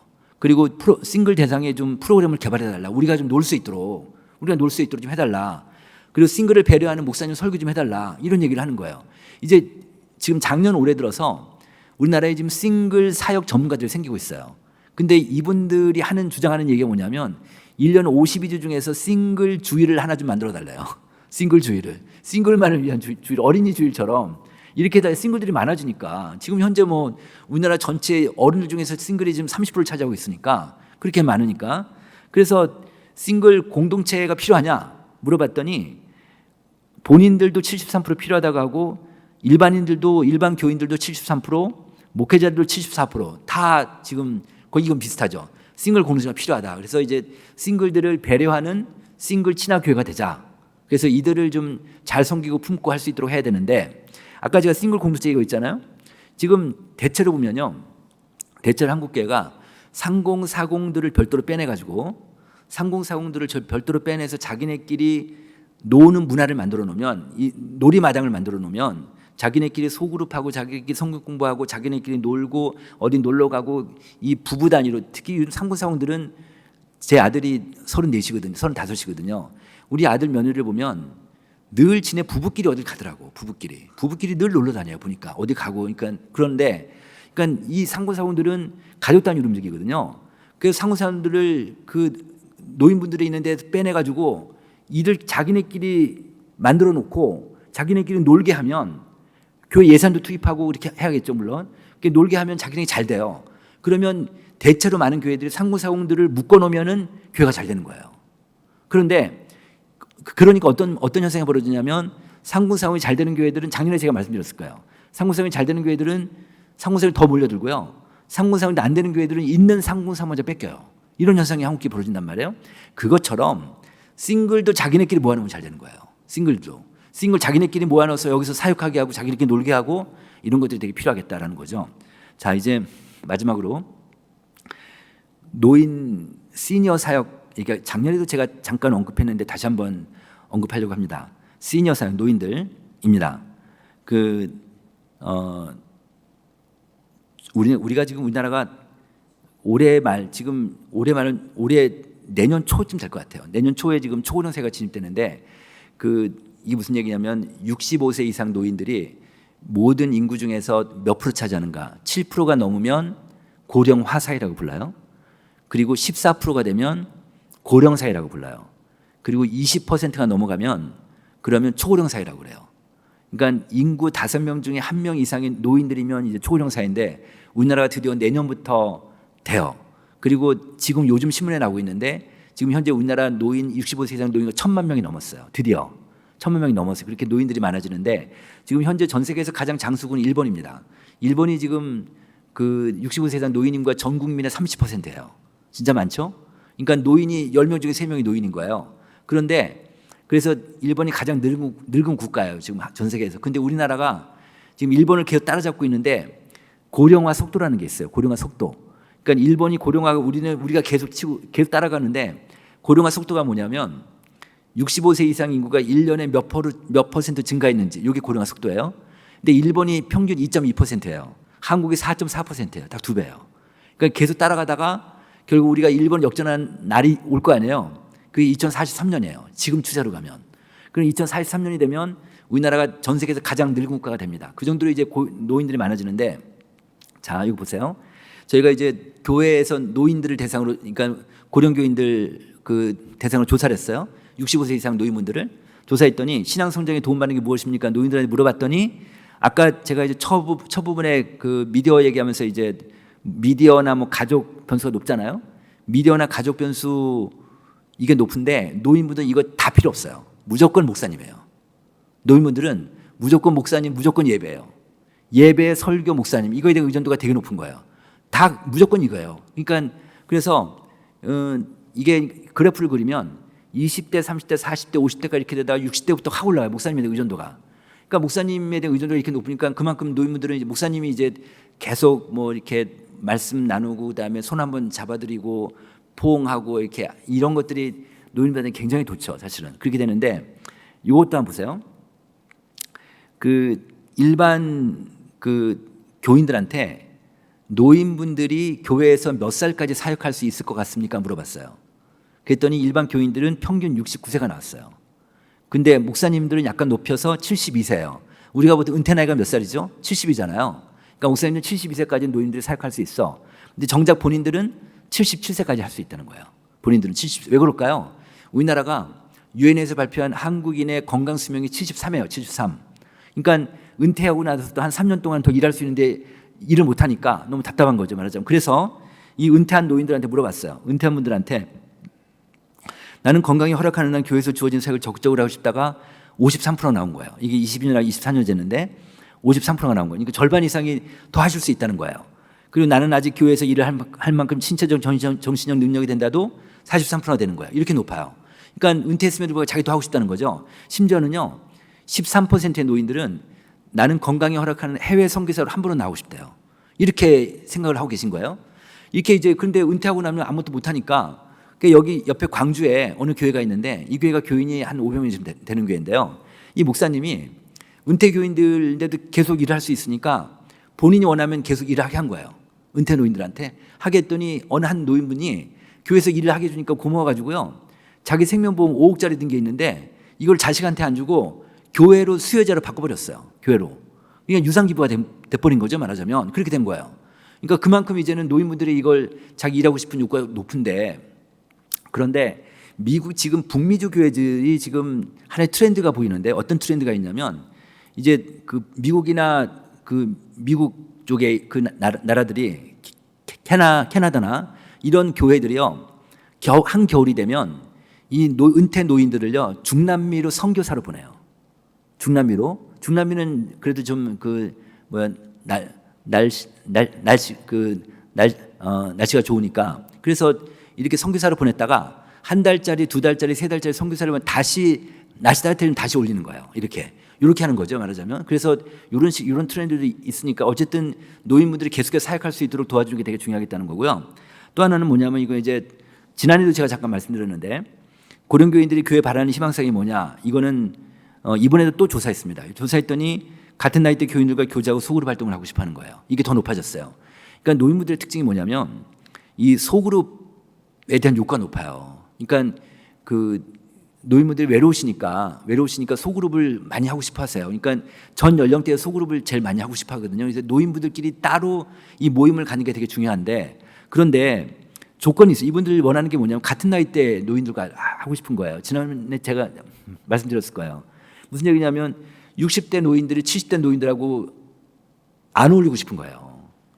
또 70대는 80대하고 또 안 어울리고 싶고 이런 거예요. 근데 거꾸로 80대는 또 70대랑 60대랑 어울리고 싶어 할 거 아니에요. 그럴 거 아니에요. 그러니까 이런 딜레마가 있어요. 그런데 제가 하나 말씀드리고 싶은 건 뭐냐면 60대하고 70대는 다른 세계 사람이다라는 걸 말씀드리고 싶어요. 지금 65세 권사 65세가 아니라 그 58년 개띠들 여기 좀 있을지 모르겠습니다. 58년 개띠들이 말하자면 그 베이비 부모 세대들이란 말이에요. 지금 60대 중반 넘어가고 있는데 이 베이비 부모 세대들이 그 이전 세대하고 다른 세대 사람들이에요. 일단 고학력자들이에요. 이 학력 대졸자들이 많으세요. 그들은 그 전에는 고졸자, 중졸자 있었는데, 그러니까 학력 변수가 달라요. 그러다 보니까 10년 전만 하더라도 여기 호남 지역은 좀 특별하긴 하지만 만약에 서울 수도권이다 그러면 10년 전만 하더라도 이 60대 노인들, 60대, 70대는요, 60대 같은 경우는 무조건 보수당을 찍었어요. 보수당을. 한나라당, 새누리당. 이걸 찍었단 말이에요. 지금은 안 그래요. 지금은 60대라도요, 이제는 민주당을 많이 찍어요. 왜 그럴까요? 학력 변수가 있어서 그래요. 왜냐하면 2년 변수하고 학력 변수와 상관도가 되게 높거든요. 그러니까 고학력자들이면은 민주당을 많이 찍거든요. 그런 것 때문에 그래요. 또 하나 뭐냐면 70대하고 다른 60대의 특징이 뭐냐? 부자들이 많아요. 60대가 부자들이 많아요. 그래가지고 60대는 경제 성장기에 그대로 도움을 받고 온 사람, 혜택을 많이 받고 온 사람이라 부자들이 많아요. 60대는. 그러니까 이 60대하고 70대는 다른 세계 사람들이에요. 그러니까 소그룹을 하더라도 70, 80 묶더라도 60대는 떼내야 된다. 이렇게 좀 볼 수 있습니다. 그러고요. 세 번째 보세요. 세 번째. 여가 시간 활용을 위한 프로그램 제공. 이게 말하자면 노인대학 같은, 여러분들 저희가 노인 조사를 해보면 아마 여러분들 이제 오늘 오신 분들 65세 노인분들이 많으시니까 아마 인정하실지 모르겠습니다. 어떤 데이터가 나오냐면 그 노인분들이 워낙 오래 사시다 보니까 노인대학 같은 걸 주중에 이제 하게 되면 교회 문 열고 교회 밖에서 하면 같이 데려오자 이런 생각들 많으세요. 우리끼리 하지 말고 이런 생각을 갖고 계시고, 또 하나 뭐냐면 이제 이분들은요 노인대학 할 때 자기를 노인으로 규정받는 게 싫으세요. 맞죠? 노인으로 규정받는 게 아직은 난 노인이 아닌데 이런 생각을 갖고 계신 거예요. 그래서 노인대학 갈 때 노인자가 싫으세요. 실버 이런 거 싫어하세요. 은빛 이런 거 싫어하세요. 뭐 늘 푸른 이런 거 싫어하세요. 그러니까 이런 노인대학 같은 경우는 명칭을 만들 때 노인과 이미지 전혀 없는 걸 만드셔야 돼요. 그렇게 하시는 게 좋습니다. 또 하나는 이건 뭐냐면 이제 저희가 실험을 해봤어요. 그 소그룹 하는 분들하고 안 하는 분들하고 노인분들, 소그룹 하는 노인분들하고 안 하는 노인분들한테 고령 친화적 교회 특성들, 고령 친화적 교회 특성들을 보여주고 귀하 교회가 그런 특성이 있냐고 물어본 거예요. 맨 왼쪽 보세요. 우리 교회는 고령자의 영적 성장을 지원하는 교회야. 이럴 때 소그룹 안 하는 노인들은 40%, 소그룹 하는 노인들은 58%. 빨간색이 소그룹 하는 분들이고 파란색이 안 하는 분들이에요. 그다음에 두 번째, 우리 교회는 설교 교육에서 노년기 문제를 다루고 있어. 우리 교회 그렇다고 하는 비율이 소그룹 안 하는 분들은 45%, 소그룹 하는 분들은 62%. 그러니까 빨간색 소그룹 하는 분들이 다 높잖아요. 이건 다시 얘기하면 뭐냐면 소그룹 하는 노인들이 소그룹 안 하는 노인보다 우리 교회를 좀 더 고령 친화적 교회로 생각하시는 거예요. 그래서 이 노인 전문 그 사역자들이 하는 얘기가 뭐냐면 소그룹 참여하는 게 고령 친화적 교회의 핵심 키라는 거예요. 그 정도로 된다. 또 하나 볼까요? 조부모 교육이 이제 필요한 시대다. 무슨 얘기냐면 이 오른쪽 그래프를 보시면 그 보건복지부에서 이제 전국 보육 실태 조사를 3년에 한 번씩 발표를 해요. 그 데이터인데요. 그 영유아 부모들 대상으로 조사하는 거예요. 영아들, 유아들 부모 대상으로 조사하는 거예요. 그 부모들한테 물어봐요. 귀하 부부 말고 귀하 자녀를 누가 돌봅니까? 물어봐요. 그랬을 때 2018년도에는 할머니, 할아버지, 조부모가 38%였어요. 근데 지금 21년에는 49%로 많이 올랐죠. 다시 얘기하면 여러분들 교인들 중에서 손주가 있는 교인분들은 2명 중에 1명은 풀타임이 됐든 파타임이 됐든 아이들 케어하고 있는 거예요. 손주를. 이렇단 말이에요. 그런데 그러다 보니까 왼쪽 그래프는 뭐냐면 손주가 있는 교인들한테 물어봤어요.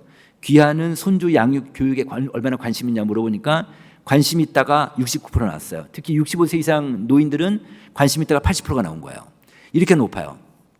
제가 작년에 말씀드렸나 모르겠네요. 제가 아들 며느리랑 같이 살아요. 아들 며느리 같이 사는데 지금 손녀가 지금 7살이에요. 근데 저희 집에 이제 밤 풍경을 보면 밤에 한 9시쯤 되면 아들 며느리는 지네 방에 들어가고 손녀가 이제 저희 방에 와요. 그래서 할머니 기도, 할아버지 기도 그래요. 그러면 그날 지명받은 할머니가 됐든 할아버지가 됐든 걔랑 기도를 해줘야 돼요. 그러면 이제 걔 방에 가서 걔 누우고 같이 누워서 걔를 위해서 기도를 해줘요. 기도해주고 이제 걔 잠들면 나오거든요. 근데요, 늘 그렇게 해왔었어요. 근데 문제가 하나 있어요. 저희 부부의 문제가 뭐냐면 이 아이를 위해서 기도해 주는 거 말고는 할 줄 아는 게 없는 거예요. 잘 모르겠어요. 제가 배우질 않았어요. 근데 왜 이게 중요하냐면 지금 30, 40대 이 아이들을 지금 요즘 아이들의 그 부모들이 다 30, 40대인데 맞벌이 비율이 장난이 아닌 거야. 맞벌이 비율이 50%, 60% 이렇게 올라가요. 다들 혼자 벌어서 못 사니까 다 맞벌이 한단 말이에요. 그러다 보니까 맞벌이 하니까 아이를 케어를 못 하니까 아이들 신앙교육도 잘 못 시키지. 이렇단 말이에요.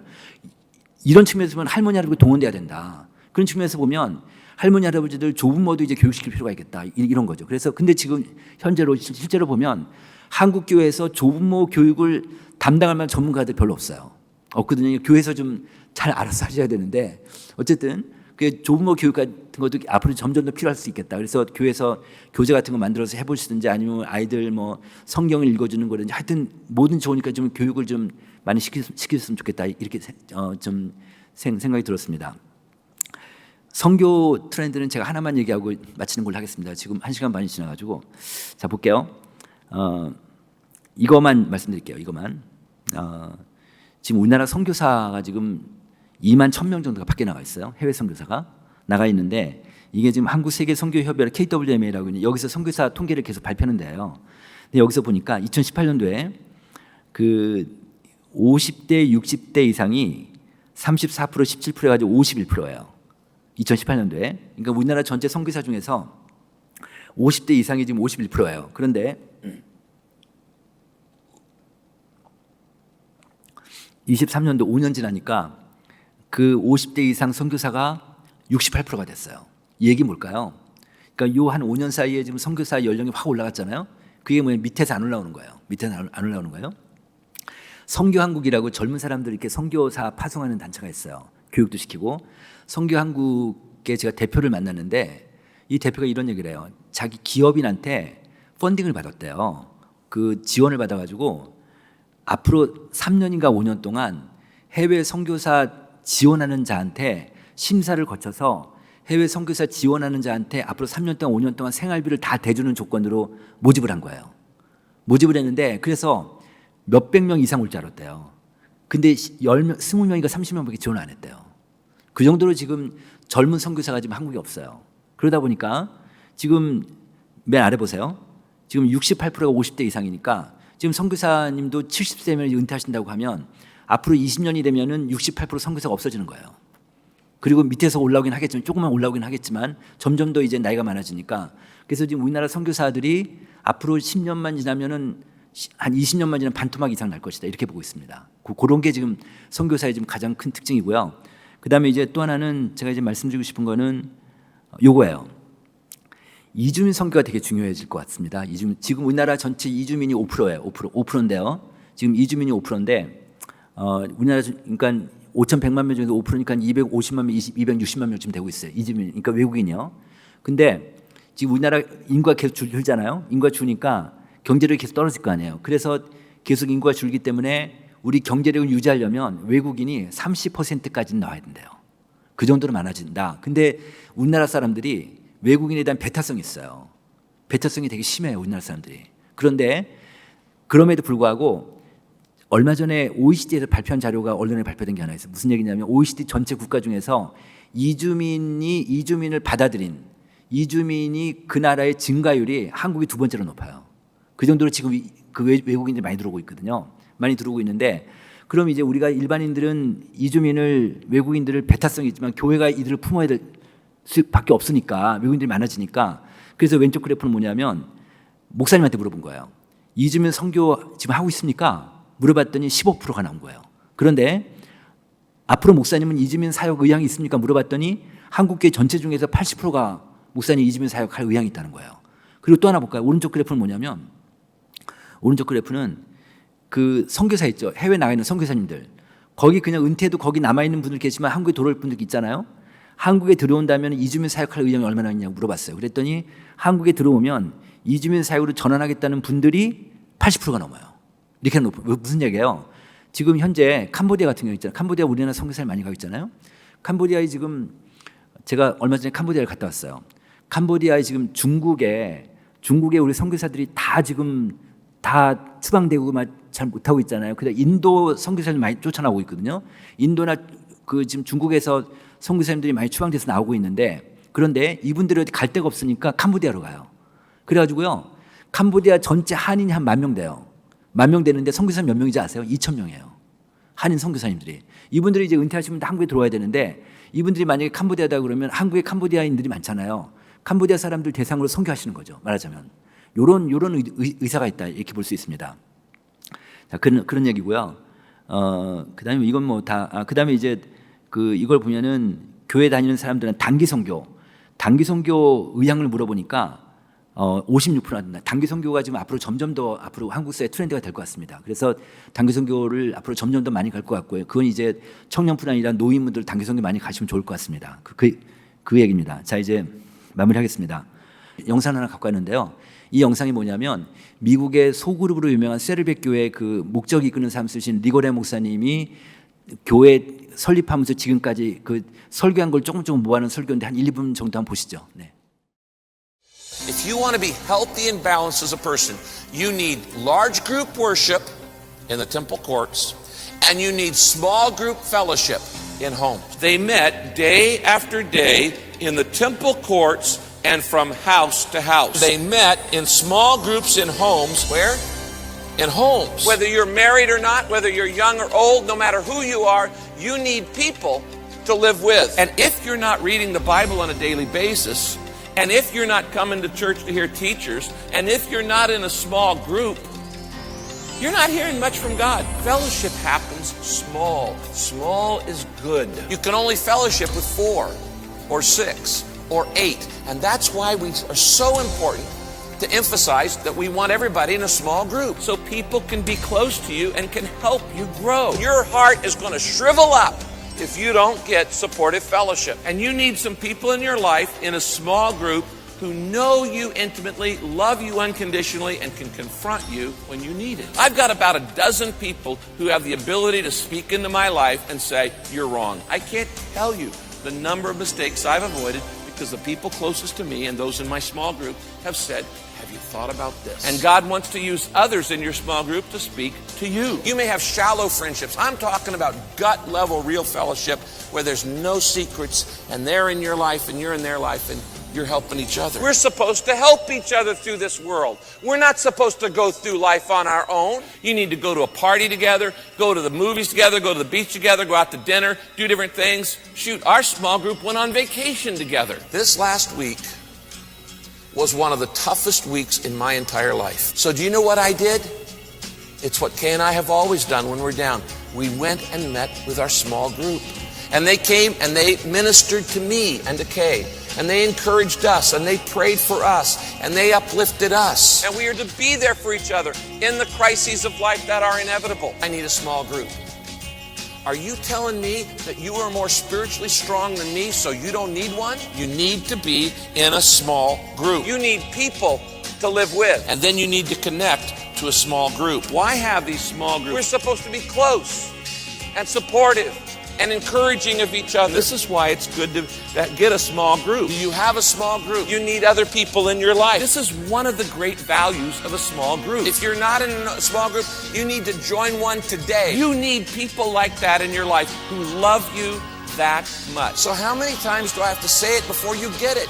You need to be in a small group. If you isolate yourself from others, you are 3 times more likely to die an early death. You are 4 times more likely to suffer emotional burnout. You are 5 times more likely to be clinically depressed. And you are 10 times more likely to be hospitalized for an emotional or mental disorder. That is the power of friendship and fellowship. No more excuses, no more procrastination, no more I'm too busy, then you're too busy. You need time for relationships and for your own health. I'm pleading with you as your pastor, get in a group. 이게 지금 이 교회가 매주 출석 교인이 한 17,000명 되는데요. 매주마다 소그룹이 1,600개가 움직이는 교회예요. 그 정도로 소그룹이 아주 활성화된 교회인데 제가 이제 이 영상을 갖고 온 이유는 이 목사님은 40년 정도 된 교회인데 이 교회가 그 소그룹으로 미국에서도 소그룹으로 되게 유명한 교회예요. 그러니까 목회 시작하면서 끝날 때까지 지속적으로 소그룹만 강조하는 목사예요. 이분은. 그러니까 한 가지만 강조하신 거죠. 그러다 보니까 온 교회가 이쪽으로 딱 그 하나로 연결되니까 온 교인이 하나만 바라본 거죠. 그래서 소그룹이 잘 되고 교회가 많이 성장하고 막 그런 교회인데 저는 우리 교회가 전 교인이 하나를 바라볼 수 있는 뭔가 하나 있으면 좋겠다.